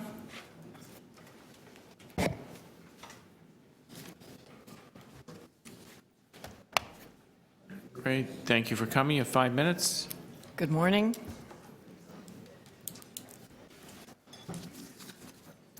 My name is Catherine Burka, and I've been involved with our street tree canopy and ravines, working as a volunteer with various groups for the past 6 years. However, today I come with my colleague, Joan York, quite independently, as we did not have time to confer with our colleagues in forming this deputation. We have a pressing question and one suggestion to do with this report, which is excellent, as Jason said. So our first question is, what are we going to do with our Norway maples? As stated in this report, the Norway maples contribute significantly to the canopy, delivering a disproportional amount of some important ecosystem and structural value, especially in the leaf cover, since they're so dense and they provide such shade cover. But this comes at the detriment of many other ecosystem services. On page 14 of the Canopy Toronto report, it states that the Norway maple outcompetes native species and comes to dominate the ecosystem. On page 7 of the tree canopy study, it states that invasive plant species constitute a serious threat to the future quality and resilience of Toronto's urban forest, particularly in the natural areas. And on page 26, the report talks to extreme soil erosion caused by the Norway maple. As we know, the most important goal for a canopy from a forestry perspective is a mixed stand, or a biodiverse native urban forest. It's just like diversification with investments. We can't put all our eggs in one basket, which in this case is the Norway maple. If the Norway maple continue to naturally regenerate, we face an aggressive monoculture forest, which not only outcompetes the native species, but puts the entire forest at risk if it becomes prey to any number of potential pests. The Asian longhorn beetle was identified in this report as one such pest. The Norway maple fungus, which hit us very hard this summer, the Norway maples, was another one. In speaking to an environment lawyer about this problem the other day, she recommended obtaining your guidance, our councillors, in how best to deal with this. Could we get a possible exemption from the Natural Features Protection Bylaw to remove young Norway maples before they grow too big to deal with? Perhaps we can develop a separate protocol that allows the removal of saplings below a certain DBH. These bylaws already allow exemptions if they're acceptable to the general manager. Can we work with this exemption to figure out a way to tackle this problem without compromising the rest of our native forest? Can we use technology, citizen science, and a massively enhanced stewardship effort? We see the energy in Harbour and other places. Perhaps this Norway maple problem will be addressed in the ravine implementation plan coming up. But because this plan is now being presented at the executive committee, whose members are unfamiliar with this issue, we feel it is incumbent upon this committee to ensure that the Norway maple problem gets attention and resolution. The second point we'd like to make is more of a positive note. What if we got school children growing native trees from local seed? What if each of our 850 schools, some members of which came today, could grow 50 trees per year in a small nursery, about the size of this table? This would amount to about 42,500 trees per year. If we gave them 3 more boxes, allowing a 4-year rotation, and that's about how long it takes to transplant a tree, we could grow 170,000 trees just with our schools and school children alone. We're not just talking about growing trees here, though. We're talking about growing future stewards. These stewards then go home, they talk to their parents who own or work in businesses, or they're otherwise involved in their communities, residents associations, in your wards.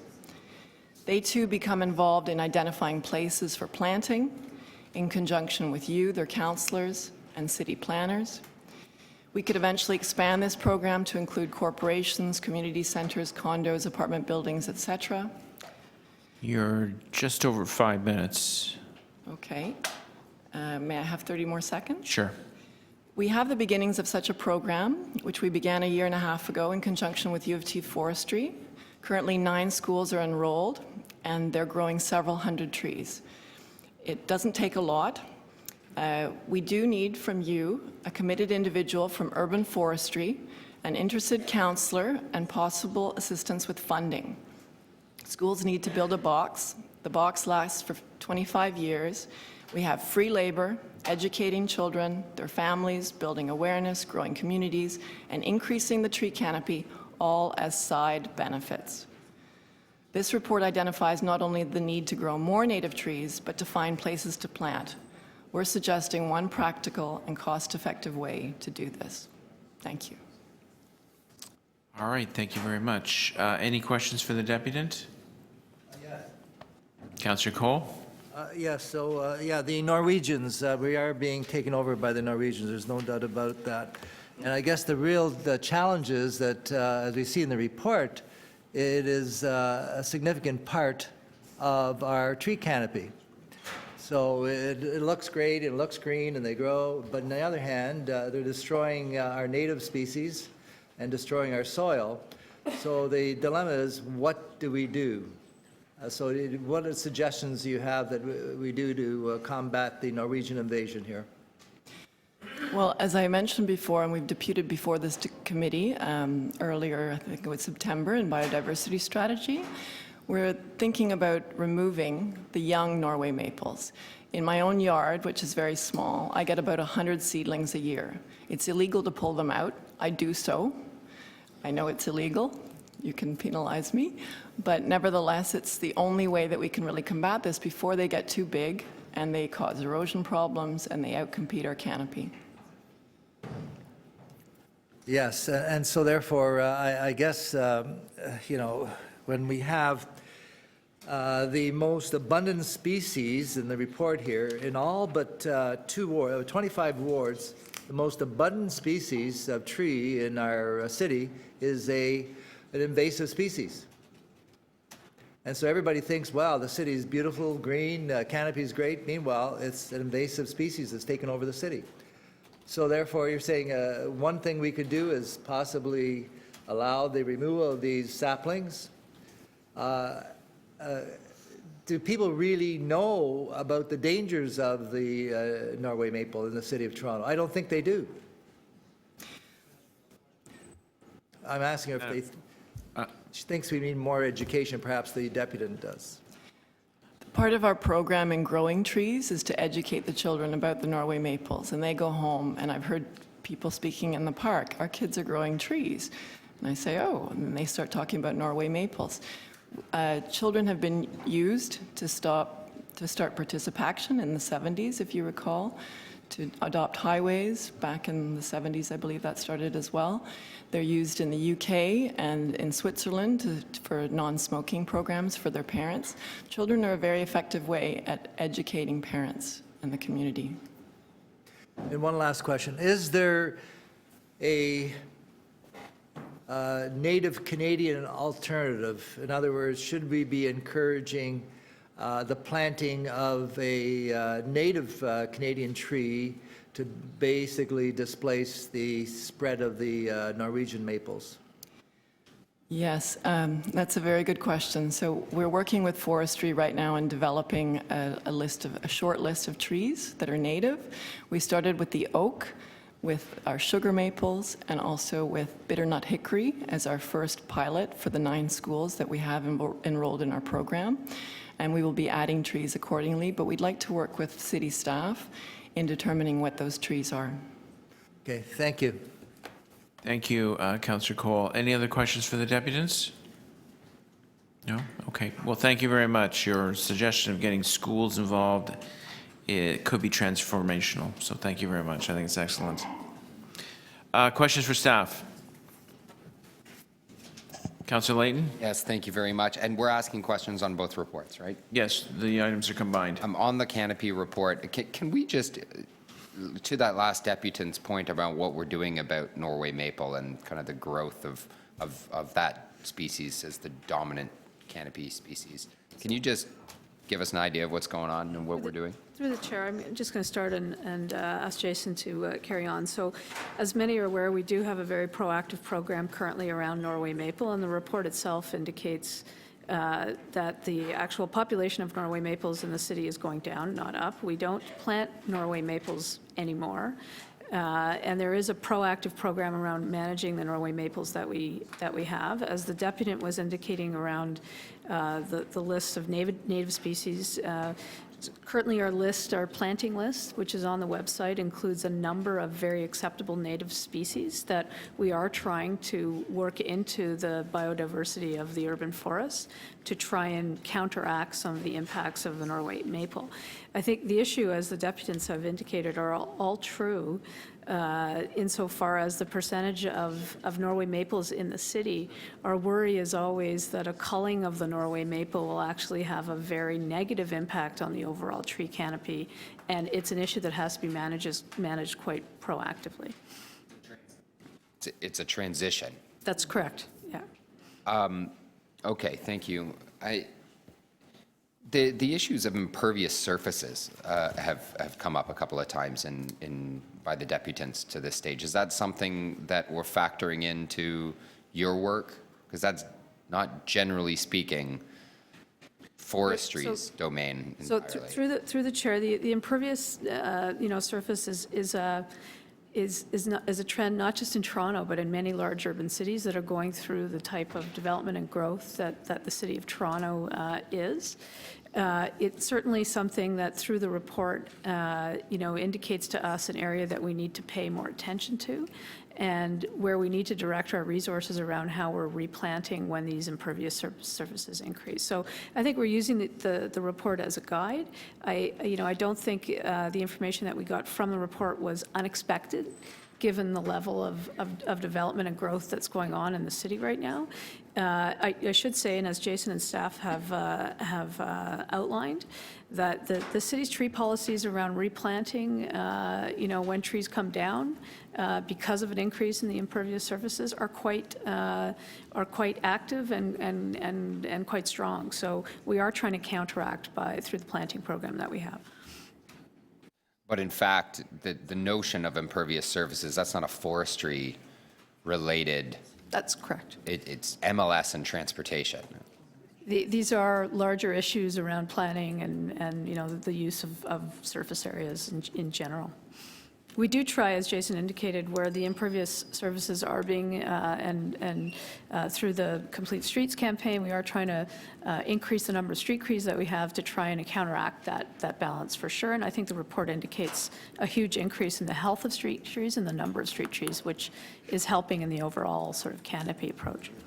Is it true that in areas where there's not a BIA present when we're doing streetscaping, the addition of trees in the public right-of-way, that's not possible within our existing budget? It's always done as part of a cost share agreement?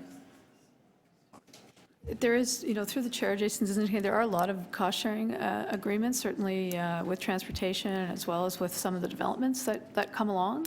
It's never a response from any one single division. It's certainly something that crosses a number of different sort of policies and divisions around how we move forward. And just quickly, on the enforcement side of things, or report, does quicker response time lead to better compliance and outcomes for trees? So through you, Mr. Chair, it's important to note that we have increased our response time, but we haven't seen a greater compliance. Remember, the report's really specific. Only 15% of those calls actually lead to a contravention. And that's why we've been able to speed up our time. We're reprioritizing. We've got better 311 information. A lot of times it's misinformation. People hear a chainsaw, they see a truck, they don't know that they're in compliance. We don't have the data, we have to send a crew out there. So we've increased it significantly. But we've got great results from this program, and I'm very proud of it. Okay, good. Are there plans to better educate sorry, I'm running out of time. Last question. Are there You're out of plans time. to better educate homeowners and contractors regarding their responsibilities around trees, impervious surfaces, those kinds of things? So through the chair, and as Kim noted in her presentation, we do have a lot of information up on our website to try and help, and a number of different communication tools that we are working with the community, with residents, with developers, and we're always willing to have another look at those to see if there's any additional information or a better way of distributing it and making people aware of some of those issues. Okay, thank you. Thank you, Councillor Layton. Any other questions for staff? Councillor Cole? Yes, thank you. And it is heartening, as much as the Norway maple threat is still significant, there has been a reduction since the 2008 report of the number of Norway maples. What do you think has caused the overall reduction of the Norway maple species?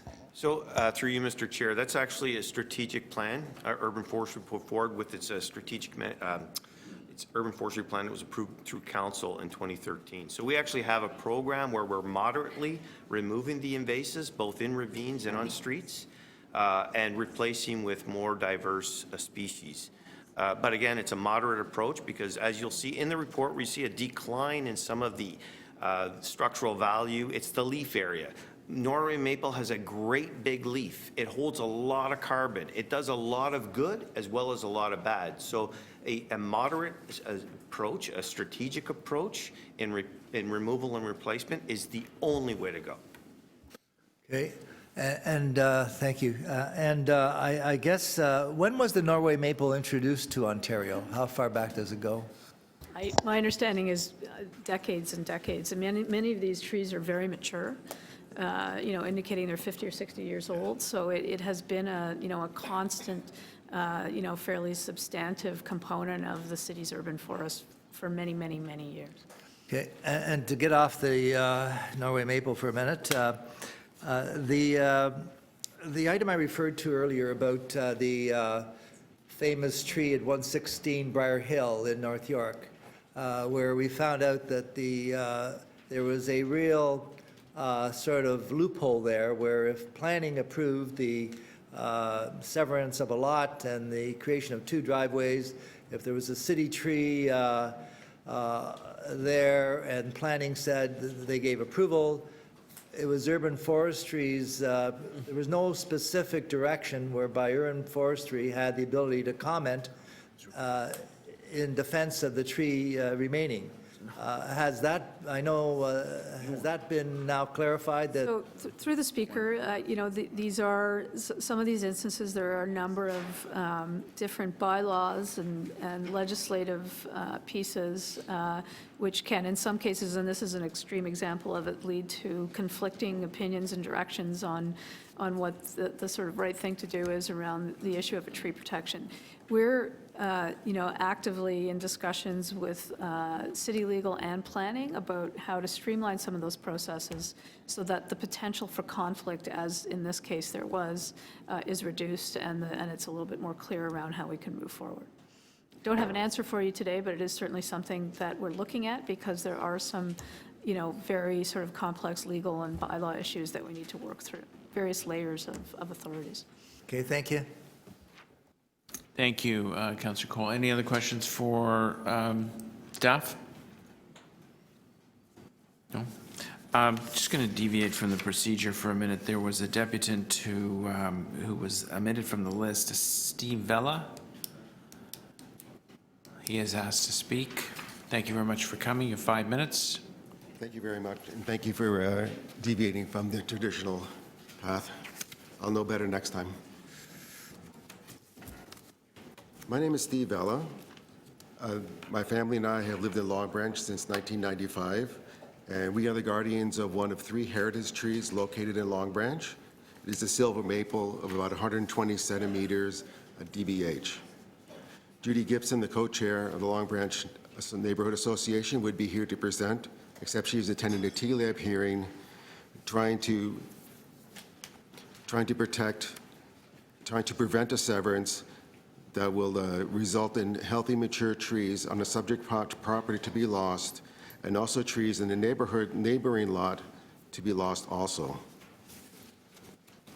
So thank you for the opportunity to provide our perspective for the findings of the 2018 tree canopy study. Overall, we are pleased to see that the tree canopy has increased by 1.8% across the city, and that the number of trees has increased to 11.5 million. We believe very strongly in the importance of planting long-lived native species, and the Long Branch Neighborhood Association and its members look forward to continuing to plant more trees on private property in 2020, with a goal of close to another 1,000 trees this year, which is what we did last year. Not surprising to us, but still very disappointing, is to see that Long Branch is one of the neighborhoods that lost tree canopy, 1.9%, and even more so that the loss of the total leaf area and the corresponding reduction in the value of our green infrastructure, 11.5%. In spite of our efforts, in 2007, Long Branch was recorded as having a 26.5% tree canopy. Now our neighborhood's tree canopy is down to 15%. That's a 42% decrease. Recent findings from the Capstone Project, one of the Master of Forest Conservation students at the University of Toronto, looked at the impact of residential intensification on urban forest in Long Branch. The full report will be available shortly, but the key finding was that the new undersized lots were created. The canopy loss was 55.7%, and on the adjacent properties to these undersized lots was 24%. So not only are we losing trees on the properties that are severed, but the neighbors are losing their own private trees. I have heard from developers and builders that since they are removing trees, they will replace them. But we should not fool ourselves into believing that planting a sapling to replace a healthy, mature tree even comes close to actually replacing it. Hundreds of trees have to be planted to replace one mature tree. And as a society, we should not pretend it's okay to destroy healthy, mature trees because, well, we're going to replace the trees.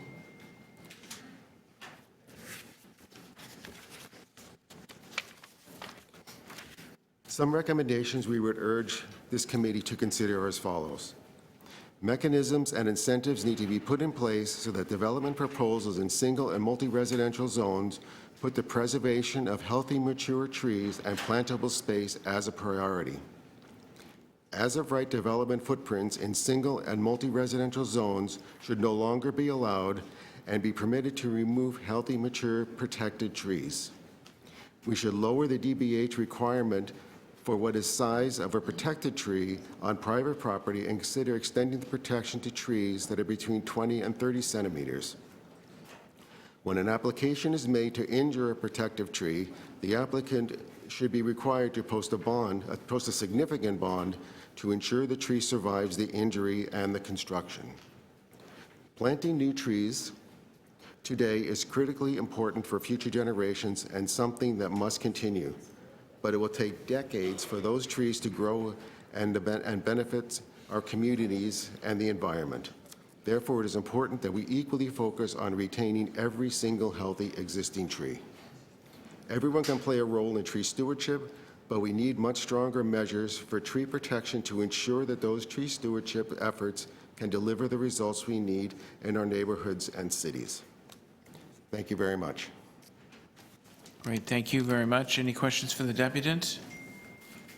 No? Okay, thank you very much. Thank you. So we've done questions for staff. Other speakers? Councillor McKelvey? Councillor Layton? Mr. Chair, I have a motion.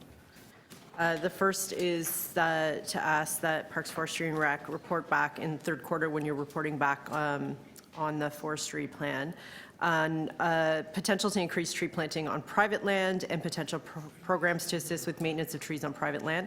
The second part is looking at alignment with Transform TO. The first is to go back to a 2050 target of 40% tree canopy because that aligns with the climate emergency declaration in the report back in Q3 2020 to also clarify how the Canopy TO and forestry is aligning with Transform TO. For example, things like the carbon budget that we've asked them to put forward. For the private trees, I think there's a lot of potential for planting there, but I would be hesitant when I cut my large spruce down, which is probably reaching end of life and it's starting to lean, to plant another spruce that I know is going to get that big and cost me $3,000 to cut down. I'd be rather plant a Japanese maple or something that I know I can maintain and afford. So I think we need to look at very large trees and what happens to them when they're reaching full maturity, and in particular how we can help seniors, because I have many seniors that come in with these beautiful trees that they're having difficulty maintaining.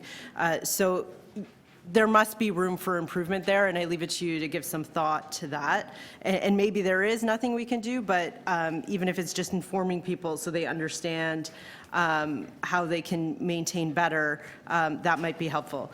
On the second point about Transform TO, Transform TO is also reporting back later on this year, and so I think there's important conversations that have to be made between the two. If we want to be net zero, that can also include incorporating the carbon that is fixed through urban forestry and through trees, and I think we need to start to look at aligning those two carbon budgets. So I'm hopeful that in Q3, as you report back and Transform TO report back, we can get a better picture on how those two align. Urban forestry is now using that terminology of adaptive management and embracing that. That was something that we amended to add to Transform TO's work so that they're looking at an adaptive management approach. And so I think that the two need to have a conversation on how what each is doing can inform the other going forward. So those are my two motions, and I hope that the committee will accept them. Great, thank you very much, Councillor McKelvey.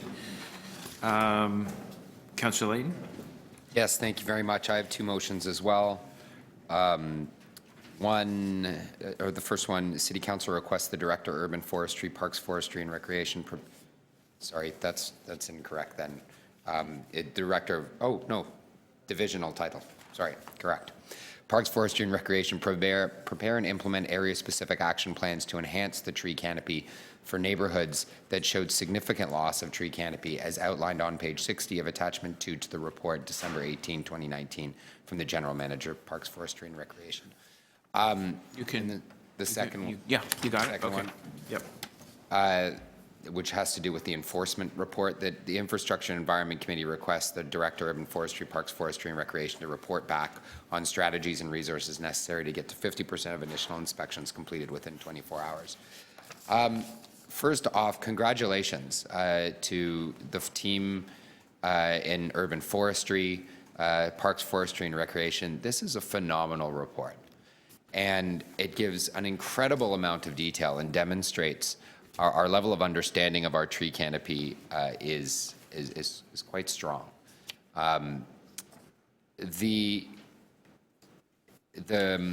There are some things that are concerning. I think it highlights, and it has nothing to do with your ability and your commitment, but just something that I think is a window into what issues we're going to have to get over in order to address the issue of 40% coverage of the canopy. One is the rather distressing outlook the age profile of our trees in the city of Toronto. It's the exact opposite of our population, and that I think it's highlighted really well in the report that we need to protect those older trees and to help trees as they progress through life because of their value when they become larger. And just how critical that is. The other that's really concerning has to do with the neighborhoods, and this is why I put the motion forward on this, is the 8 neighborhoods that are showing such a significant loss. And I know there's probably 25 different reasons, and they might not all exist in each one. But I think we're doing some of those communities a strong disservice by not focusing enough on finding solutions within those communities. And a good example is the Harvard Village. Like, you had a community that 10 years ago went out and got the University of Toronto to do an independent tree analysis. You'd think this was a community where you'd actually see strong gains because you've got, not only have they done this independent of the city's work, they've done a bulk purchase of solar panels, they've done a bulk purchase of a fee for deep energy retrofits in the past. Like, this is a community that's committed to going green, and yet they're seeing these levels of loss. And when I sat down with some folks from forestry and went over the data of the trees we knew were gone as a city, it was enormously different than what they had seen in the progress of their report. And that's very distressing. And that's why I hope we can put a little bit of attention on that issue. The other, because I'm running out of time here, is just that I'm not sure, and I think the progress that we've made in the 86% reduction in the times for enforcement is amazing. Like, that is incredible. I hope we can do better because at this point we're getting 30% in the first 24 hours. I think it's not too much to expect that we could do a little bit better in that regard. And just finally on the impervious surfaces, I don't have a motion in this regard, but it's incredibly complex how we deal with this at a city actually on the ground. You know that MLS take care of a line about halfway up the front of people's yards, and the City of Toronto takes care of the Transportation Department takes care of everything in front of that line in the city right-of-way. And then the backyards, it seems to be nobody's business right now about how much is being maintained as impervious surfaces. Now, that's a problem. And it's not on any particular division. I think it's overall, we have not figured out a way to manage this issue of impervious surfaces. But it's going to become a more and more critical issue as the severity of storms increase and managing stormwater continues to become such a top-of-mind issue for residents. So I hope it's something that we can find a solution around in this term of council. I don't have a motion in that regard, but it's an incredibly complex issue to manage at current, and it doesn't need to be. Thank you. Thank you, Councillor Layton. I just have one question for you regarding your motion on 11.1. You're sending this up to City Council. The original intention was to keep this within committee and send it directly to staff. Did you want this to go to Council? Can I direct the Director of Urban Forestry, Parks, Forestry and Recreation to develop these implementation plans without going to Council? We could do that within committee. If we can. Because I'm not asking for a report. This is just go and do it. Take those 8 areas. You already know where they are. They're all over the city.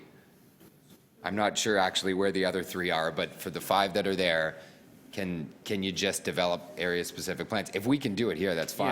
Yeah, I wasn't sure. The original intention of this report that it would stay in committee and any motions go directly to staff and then come back to committee. Sure. If that's... Can I just help? This is work that is underway already. So there's, you're directing us, but it is part of our work plan. Right. Well, sometimes councillors just want to put it on the public record. So, yeah, understood. So we'll consider that a friendly amendment. You're okay with it going directly to staff, coming back here? That's fine. Yeah. For the mover? No, procedural question. How can Councillor McKelvey's and Councillor Layton's motions, because how can the motions that are presented, Layton's and McKelvey's motions, how could they not have to go to council for approval? Because you're asking for direction to staff, more than just an information report. You're asking for the public service to take an action, which, to my mind, would need council approval. Well, So I think there's two things I'm that are asking- getting mixed and matched, though. well, it's not really a question. The clerk wants to answer. It's a procedural issue. There's the report back versus what we do today, going to council. I'm sorry. My understanding that the report was just staying within committee. If Yeah, but now- Parks, Forestry, and Recreation feels that they could respond to the questions and the motions within committee, if Sorry. it's within their current authority, then we could keep it at committee. Through you, Mr. Chair, are the motions that are moved by either of the councillors, the motions before us, are more than just, it's more than just the report. They're more than report requests, are they not? Are we not asking a decision to be made on something, an action to be taken? And if an action and not a report is, if it's asking for another report, you can refer it back. But if this committee is asking for a specific action to be taken that is not just a request for more information, it needs council approval. That's my understanding. Is that not correct? If it's something that's not within the authority of the general manager, we would need to go to council. But, sorry, sorry, Mr. Chair. Even things that are within the purview of the general manager, like, for example, if we ask them to plant a tree someplace, which is in the realm of the general manager, that still needs approval from council. Do these motions require this report to be forwarded on to council? And I think they do, and what we're hearing is that that we're trying not to get it to council. Firstly, I don't know why we wouldn't send this to council. And secondly, on a procedural matter, I think that it's, when we're doing things like this, if we're not sending it to council, I think that's the wrong approach.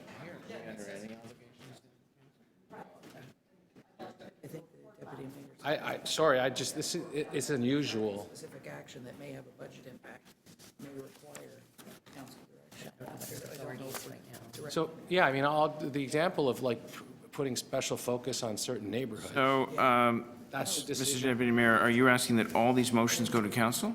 The entire package? Yeah, I think, first of all, The entire just item. on a general level, I don't see why we wouldn't do that. But on a procedural matter, I think that we should. Okay, they came to us as not council recommendations. I'm just, as you, So do we need a motion that says that this item go to council?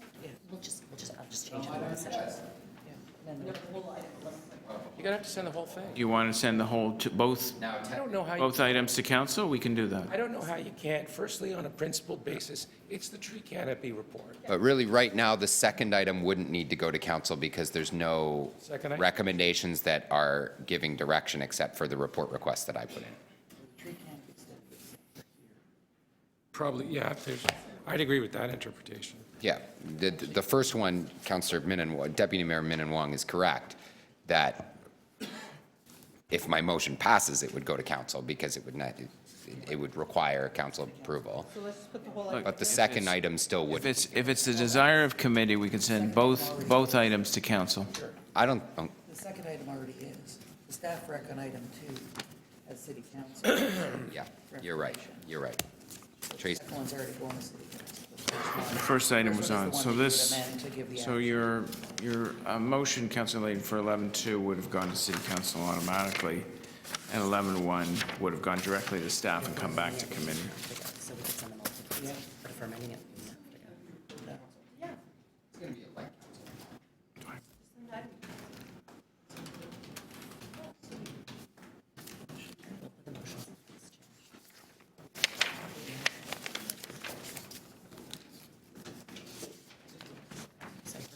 Them all to council. Send it And that's everything to how it's council. done to council, it's just by writing motions to council. Okay. Can I just take this all as a package? Let's do them individually. Okay. Another motion to council. Is there another motion?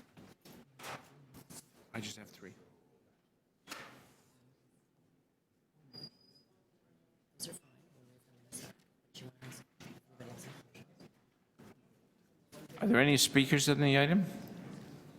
Any other motions? You have a motion? Okay, Councillor Cole? Yeah, my motion is based on the deputant made a presentation on behalf of the Long Branch Neighborhood Association, where on the back of the letter, there's 4 recommendations that are up on the screen, and I would like to ask that the committee get a report back on the viability of undertaking these 4 recommendations for our information to see what we might be able to do. So just I want to report back to committee on these 4 recommendations. What's TBH? What's the TBH? Recommendation 3. The size. It's the size of The diameter, circumference of the... So just a report back for information. Sorry, and I hate to be a stickler, but I do have a procedural question. Some of those recommendations look like they should go to the planning committee. And if that's the case, they could indicate that. Should they not, like you're talking about infill development, multiple residential zones, et cetera? Yeah. I'm wondering whether they should be referred to the, I seek your guidance, Mr. Chair. If this is the right form for that, you might want to ask the clerk.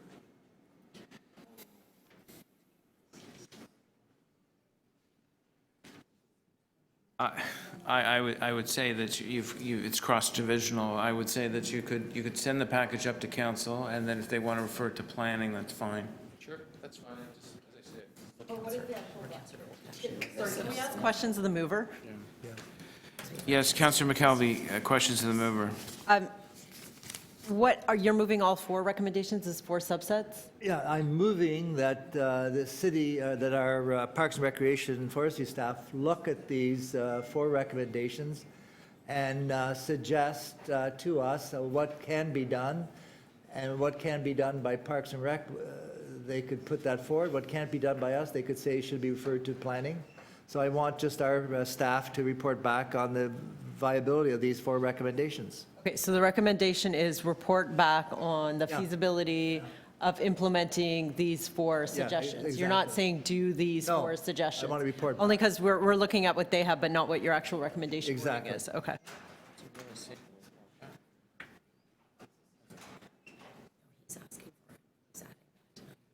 Okay. Yeah.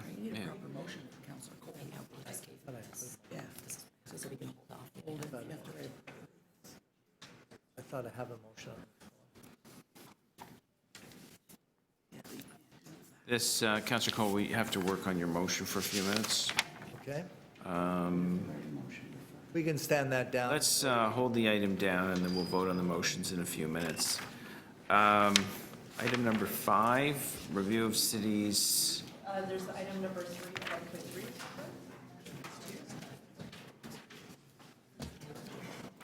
5.3. Oh, Councillor Layton released that. Number 2, but not number 3. I just want to... Councillor Layton, did you release 3? Pardon me? No, because we had to move a recommendation for 3. Yeah, my motion's ready for 3. I think Councillor McKelvey's is too. We could move. You have motions for it? Okay, fair enough. I'm not sure we're on 3. Are we on item 3? Item 3, no deputants here for item 3. Questions for staff? Any questions for staff? Speakers? Councillor McKelvey?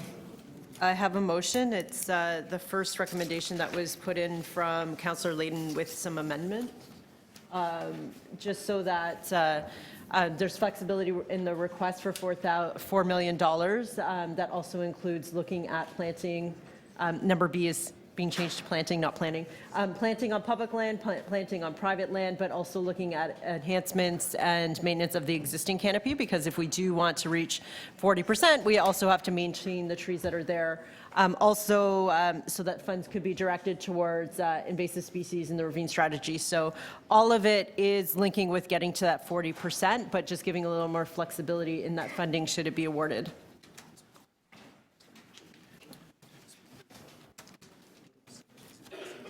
Oh, great. Thanks very much. Okay, Councillor Layton? Thank you, and I'll just move the second part of my motion, or of the recommendation in the letter, and thank Councillor McKelvey for expanding what was being identified in number 1. It certainly was the intent of the motion to do as much as we could with federal money to implement the city's tree canopy. Look, the new government promised they were going to plant 2 billion trees. So let's help them do it, because some of those trees will have to go in cities, we hope. I assume they'll have an urban tree policy. Planting a tree in an urban center probably looks pretty different than planting a tree in a clear-cut area in northern BC. It's probably a little bit different amount of cost associated with that. But hopefully, some of that money will be spent in municipal areas, hopefully some in the City of Toronto. And I just wanted to make sure that the federal government knew if they wanted to implement a strategy to plant 2 billion trees, that we would gladly accept some support, because it is our goal as well to help plant trees. This perhaps would also let us catch up some ground too from the decision that was made in 2012 to slow down the implementation of our canopy, of our tree canopy strategy. And so I'm hopeful that the federal government will do something in this regard. Planting trees has seemed to become a climate strategy. I'm not sure about how effective it is by comparison to trying to reduce greenhouse gas emissions, but I think it's probably that they go hand in hand. So hopefully we'll see some action on this in this term of the federal government. I have a couple questions for the mover. Was this referenced in the speech from the throne? And it was a campaign promise, I do recall that. But has it been put into concrete policy by the federal government? I don't believe so. I'm not sure. I didn't see any highlights in the speech from the throne on it. They haven't even met yet. And as far as intake is concerned, have you talked to staff about whether we can plant over 3 million trees a year based on your motion? It's a lofty goal. Lofty. It's a lofty goal. I spoke to staff when I first crafted the motion in, I think it was November, in an attempt to try to set the bar pretty high. You don't want to stretch it over a longer period of time, because we don't want to try and set goals that are unrealistic? I think if we're going to call the climate emergency a climate emergency, then we've got to respond to it as if it is an emergency. Okay. Do you know whether these funds flow through the province or they go directly to municipalities?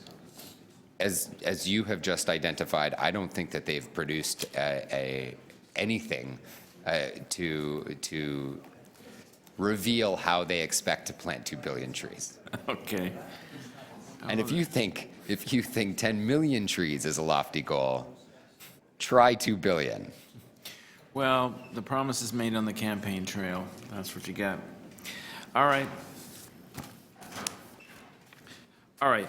Any other speakers on the item? Item 3, federal funding for tree planting in the City of Toronto. Councillor Perusa. Yeah, just a couple of comments, observations. I think sitting here listening to some of the deputies talk about how we could be so much more effective in this exercise. I know something we've done and we do on an annual basis in my area, in my ward, is we organize schools and we go out and we plant trees in ravines or other identified areas. And it's a real exciting day for most kids to be able to do that. You know, it's always a very enjoyable event to see a bunch of school kids really happy about doing something for their environment, doing something in their local park, doing something for Mother Nature. And I think that one of the deputants spoke to that fact on how much more effective, and it's not always about money. It's not always about asking the federal government to plant 10 million more trees. Where do you get the 10 million trees? Right? It's like somebody waves their magic wand and all of a sudden there's like 10 million trees ready to plant, right? It doesn't happen that way. Like somebody needs to go out and get a seed and plant that seed, and that seed needs to be nurtured and allowed to grow, and then you have a little seedling, and then all of a sudden you have something that you're able to plant somewhere, right? And that's where it all kind of like falls apart. It's kind of like we just think that that somehow you just, you know, at something like this, you just sort of, you know, throw some money at it and all of a sudden, voila, it happens, right? Well, there aren't that many people growing these seedlings. So I think what we need to do, and it was, people said it, but we just don't pay attention to folks, right? You need a more coordinated effort. And I think that if we applied some resources, because we have the people and the places that you can actually, you know, grow trees that you might be able to plant in places. But we don't really think that through. We don't really sort of spend a lot of time thinking about how we can create those networks, create those programs that will involve more and more people. So many people have come forward to this committee over my time here and have said, we want to help, right? And then we have all these rules that prohibit them from helping. You know, people who want to go out and you know, deal with invasive species in ravines and things like that. And then they have to go out and get a permit from our city, and it's cumbersome. It takes a long time, and they're not able to do that. So on one hand, we say that there's people out there willing to do this stuff, and then we have rules that kind of like prohibit people, and for good reason. I'm not saying that that's not the case. And then we say, well, you know what? Let's just ask the federal government to make available 3 million more trees, and voila! Just somehow it's magically going to, you know, those seedlings and those little trees are going to appear. I know in our case, when we go out and try to get these trees from the Toronto Region Conservation Authority and others, they're tough to get, because they're expensive, because they're not around. There aren't a whole lot of them. And that's part of the problem where it kind of, it all falls apart. The last observation that I want to make, if I may, is you get really upset when you drive by a street where we as a city have gone out and planted some trees. And then, like, 1 out of every 3 or 4 is dying. Because, you know, we don't have the wherewithal to resource and to water them. You know, so you plant this beautiful little tree that someone has taken a lot of time to take from a seed to, like, you know, 5, 6, 7, 8 feet in height. We load that tree up on a truck. With a couple of people, they go out, they dig a hole, they plant that tree in the ground. Think of all that effort. And then 5, 6, 7 months later, the tree's dead. Thank you so very much. Because we don't really sort of spend a lot of time. So if we're going to make that effort to take a seed, grow it, nurture it, load it on a truck, have a couple of people go out and dig a hole, and it's taken a long time. It's taken years. to get that tree to that level, and then to just simply plant it in the ground and allow it to die. Because there isn't a backup plan, there isn't a drip line, there isn't somebody who's going to go out and water it, there isn't somebody whose job it is to go out and make sure that that doesn't happen.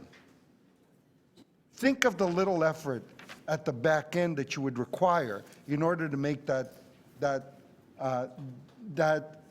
planting a success. You're nearing 5 minutes. I'll end it there. Anyway, you've made some very, very valuable points. Thank Can you you. think about Thank that? you, Councillor Peruzza. Yeah. So technically, we've held down items 1 and 2, and we had moved to item 3. We have the motions, which I think we can vote on.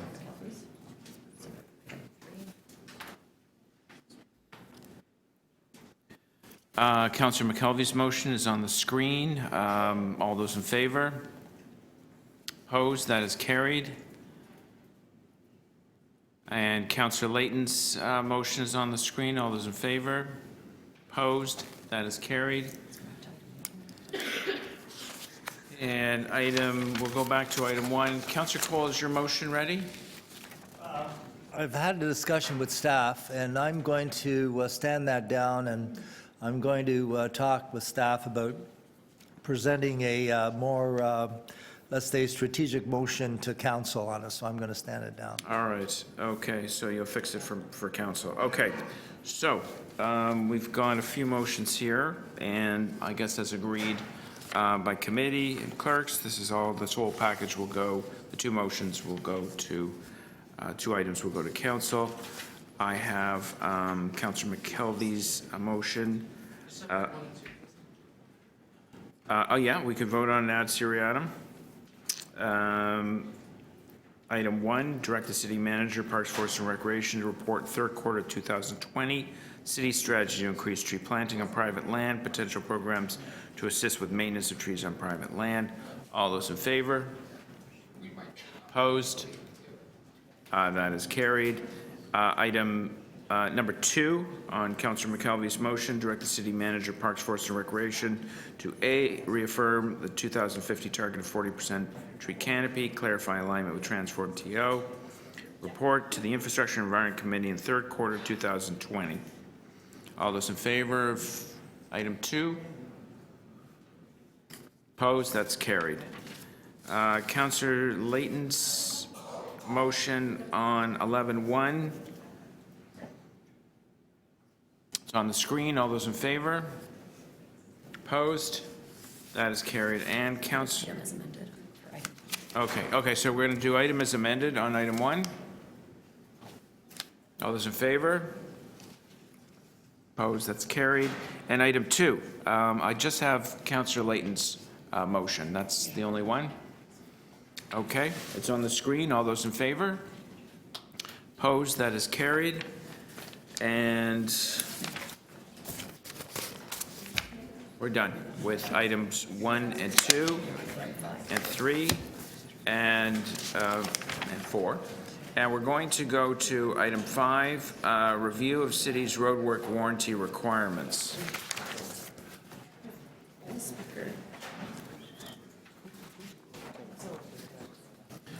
Hamish Wilson.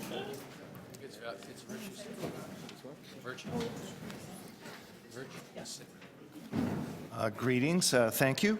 At heart, this is about ensuring quality in the work that is done for the city. This is good, very good. But unfortunately, this being Toronto, we can't only be thinking about the quality for the Carcoon, but also for how it works for pedestrians and cyclists. I think we just don't tend to look after the pedestrians and cyclists quite well enough. Now, at times it feels like the city is actually not on top of defects in construction, let alone the design shortfalls.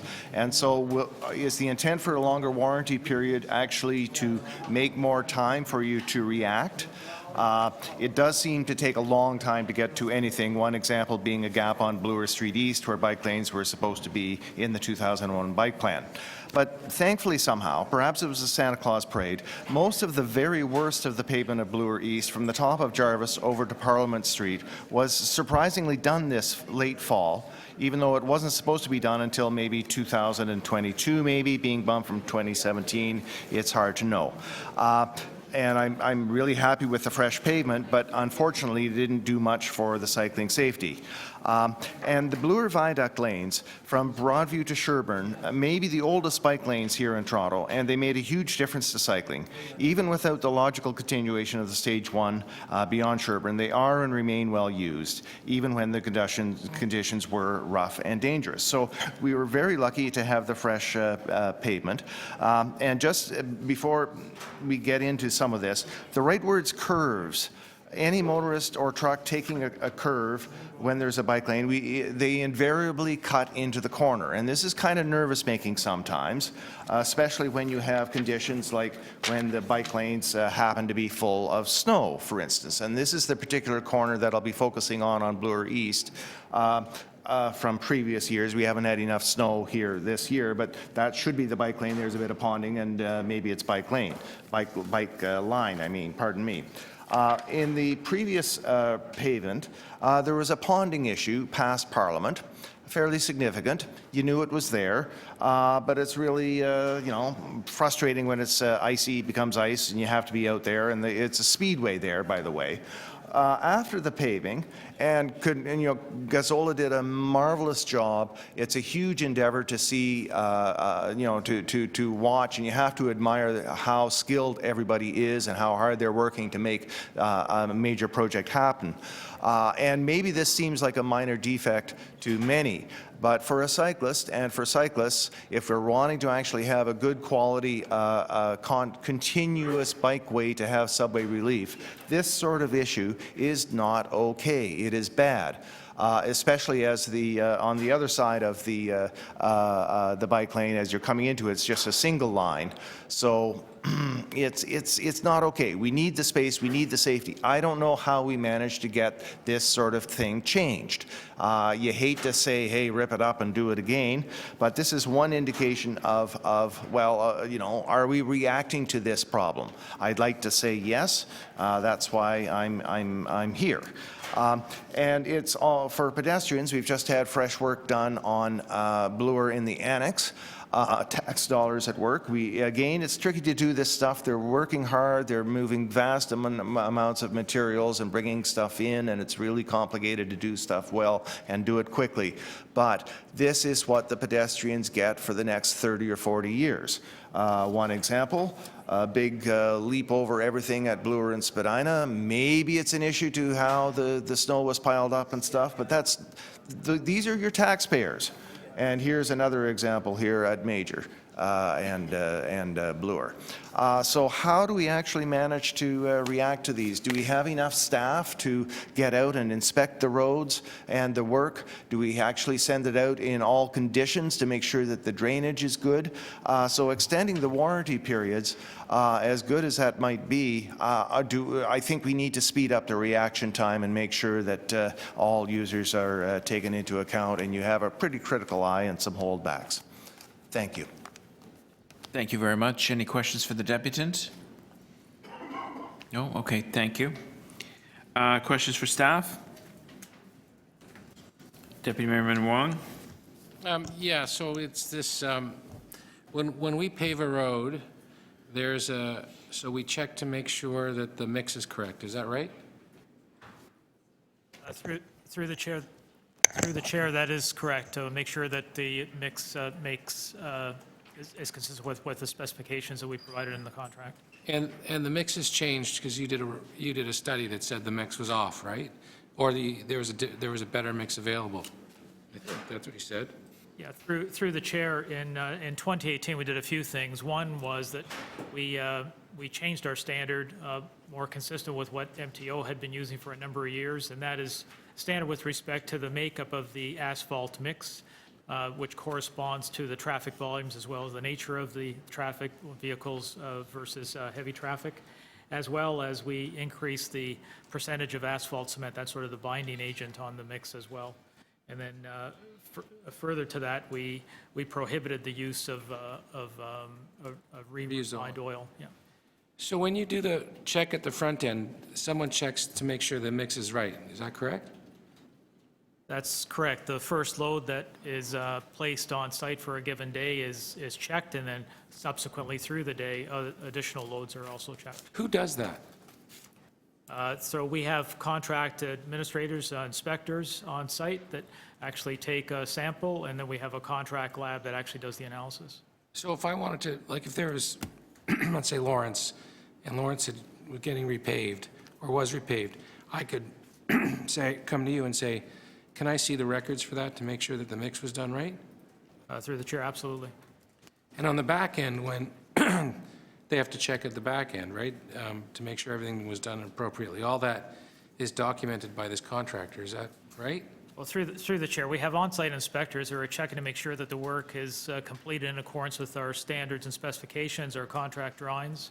So that work is done on a daily basis. Is it, my question is it documented? Through the chair, absolutely. We have daily logs that are recordings of the inspectors, sometimes with photographs, or recordings of workers on site, equipment, and everything else. And that information is public information? Through the chair, it could be made public. It's within our project files. Well, I mean, it would be public just because it's not confidential. Well, it's through the chair. It's again, it's part of our contract management, part of our contract files. So here's a question for you. The roads seem to be getting worse, even though we have a better mix. Is that because, what, did we use a 15-year standard? Is that 15 years? 15 years before it has to be resurfaced, yes? Well, through the chair,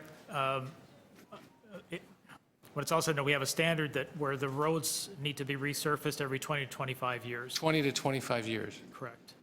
And the ultimate, and that's just on the resurfacing, on the third cycle of the resurfacing, rather than reconstruct. we reconstruct. And the cost, so just, I'm getting a little bit outside of this report, but the cost of resurfacing a kilometer of road and reconstruction? I'll defer to my colleagues in transportation. Through the chair, we can follow up with you. We don't have those numbers. So 20 to 25 years. So I was just asking questions about we're checking. So I guess we're checking to make sure that the mix is all right and that sort of stuff. So how many, what percentages of our road do we get to between, how many have sort of gone past their point of warrant of 20 to 25 years? Through the chair, I'll defer that to transportation. I guess the other point that I need to note, as noted in the report, through transportation, they've done a very detailed pavement condition assessment with an automated vehicle that has traversed all of the streets, all kilometerage of roads in the city, and they're doing this on a regular basis, on a regular recycling. And? So through the chair, so as Michael said, we've since 2017 we've been conducting a thorough automated assessment of our road conditions.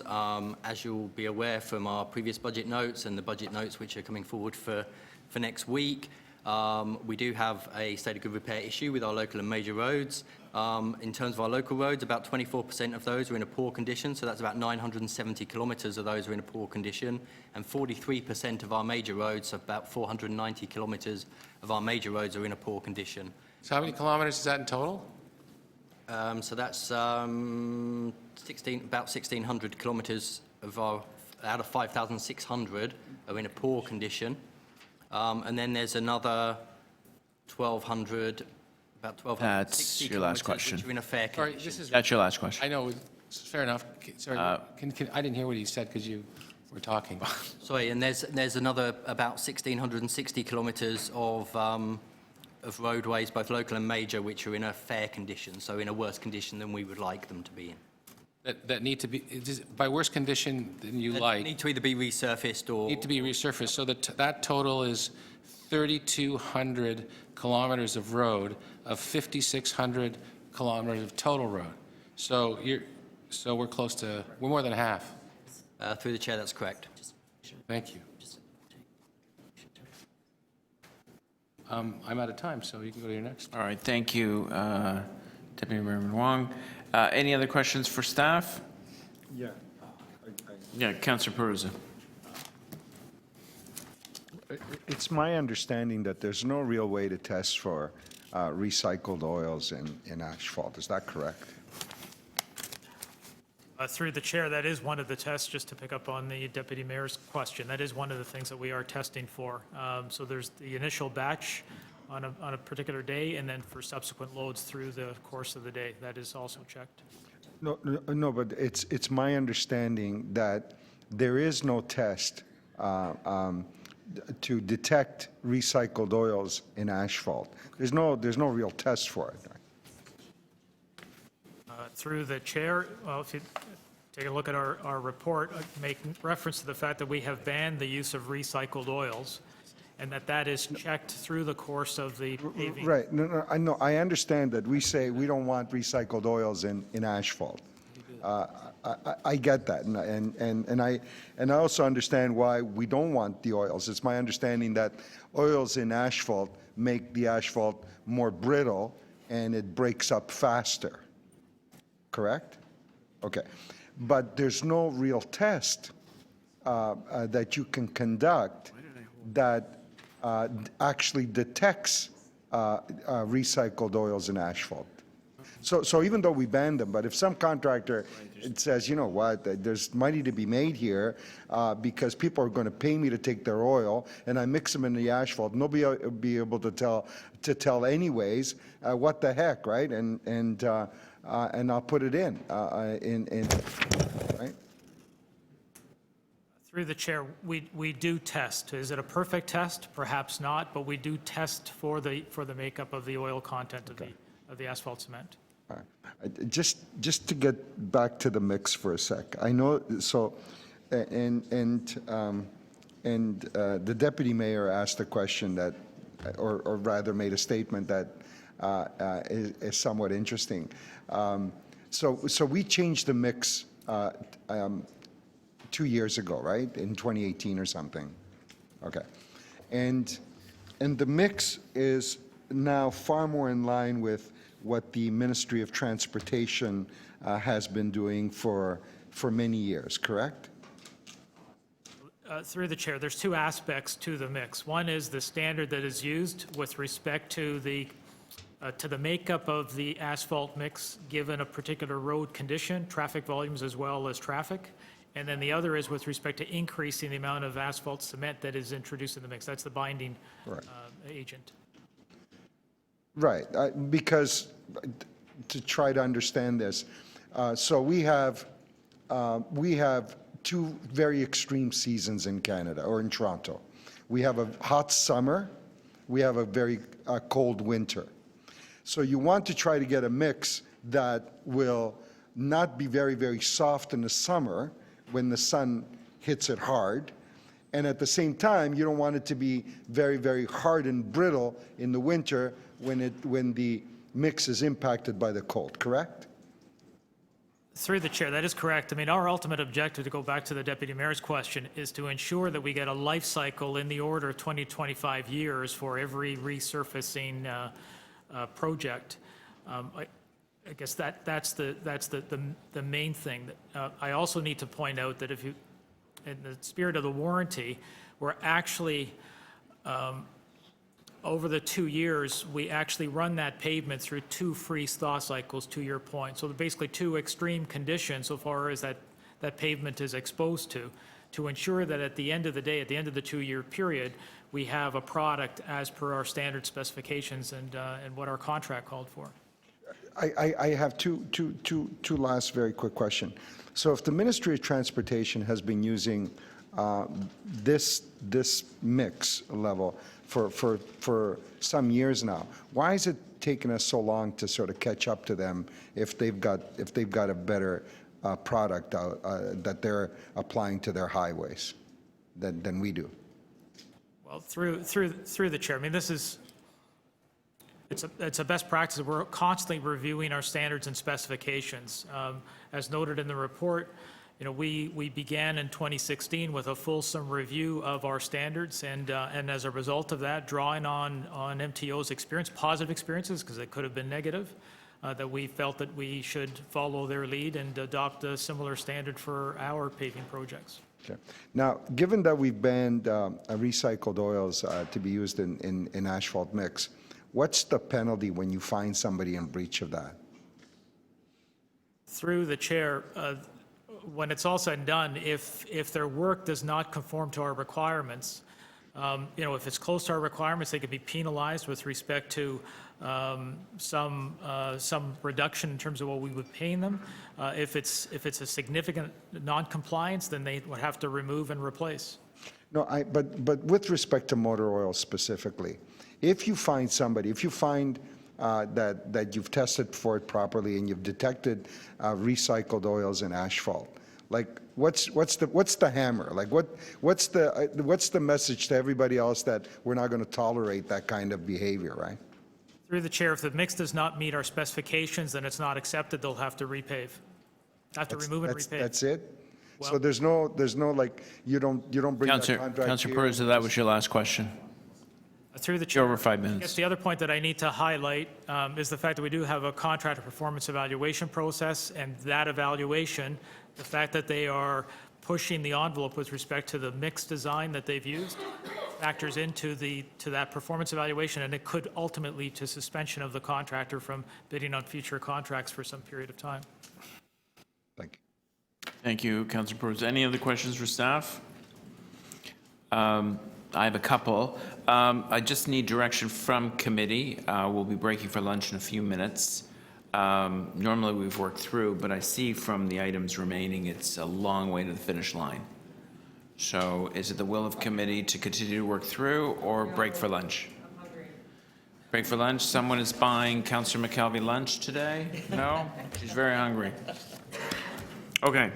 So, actually, one of the most intriguing parts of this report, I have a few questions, is the second last sentence where if we have I guess a recently paved road and we do road cuts or any kind of, I guess, utility cuts, whether it's Toronto Hydro, Toronto Water, are you saying here in this sentence that the warranty is void? Well, through the chair, that is effectively what we are saying. If some work has been done to disturb, to disrupt, to damage the work that had been completed, that warranty is void. The contractor is not going to assume responsibility for an impact to the work that they've done by a third party. So let's take a situation in Ward 6 that I'm familiar with, repaving from Bathurst to Dufferin. There was a water main break, I guess, within 18 months of doing that $2 million project. Would the warranty on that entire repaving job be void? Through the chair, the area that is impacted, so for example, in that particular case where there was a water main break, there would have been a cut repair for within the limits of that break and the repair. So that area would be out of warranty, but the rest of the work still remains within warranty.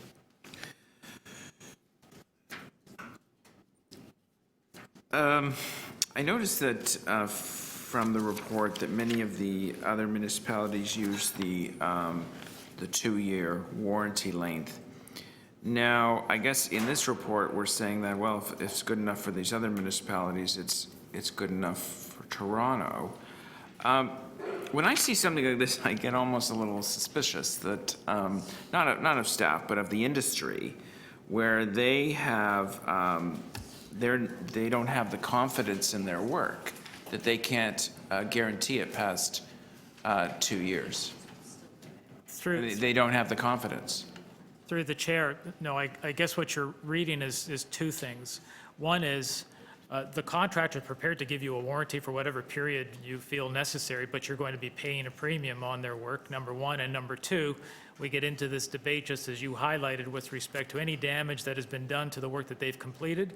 You're now into a debate in terms of to the extent to which they're going to honor their warranty.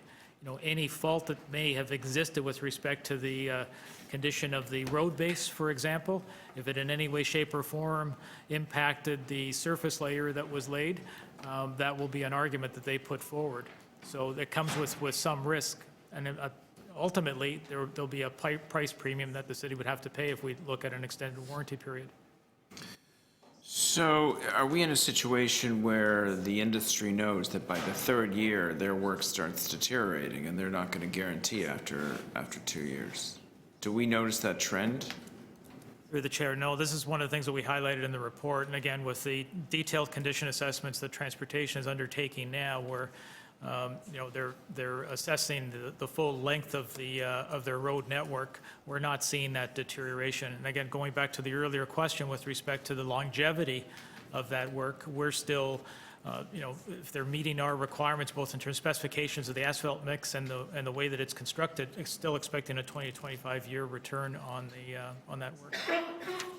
So finally, I look at the section on extended warranties, and when I look at the marketplace for other products, whether fixed goods, electronic or auto, this seems like an extremely high percentage of the original cost of the construction to extend the warranty. You would never pay these percentages on an automobile for an extended warranty, yet here we are looking at a 5-year warranty of up to a 61% increase, I assume, in the original cost of the construction. Or is that? Through the chair, no, those costs, those increases represents an increase in the bonding cost. This is the performance bonds that we are seeking from the contractor. So as noted earlier on in that section, the bonding performance bonds are typically 0.5 to 1.5% of the actual contract value, and those increases are referenced against those bonding costs.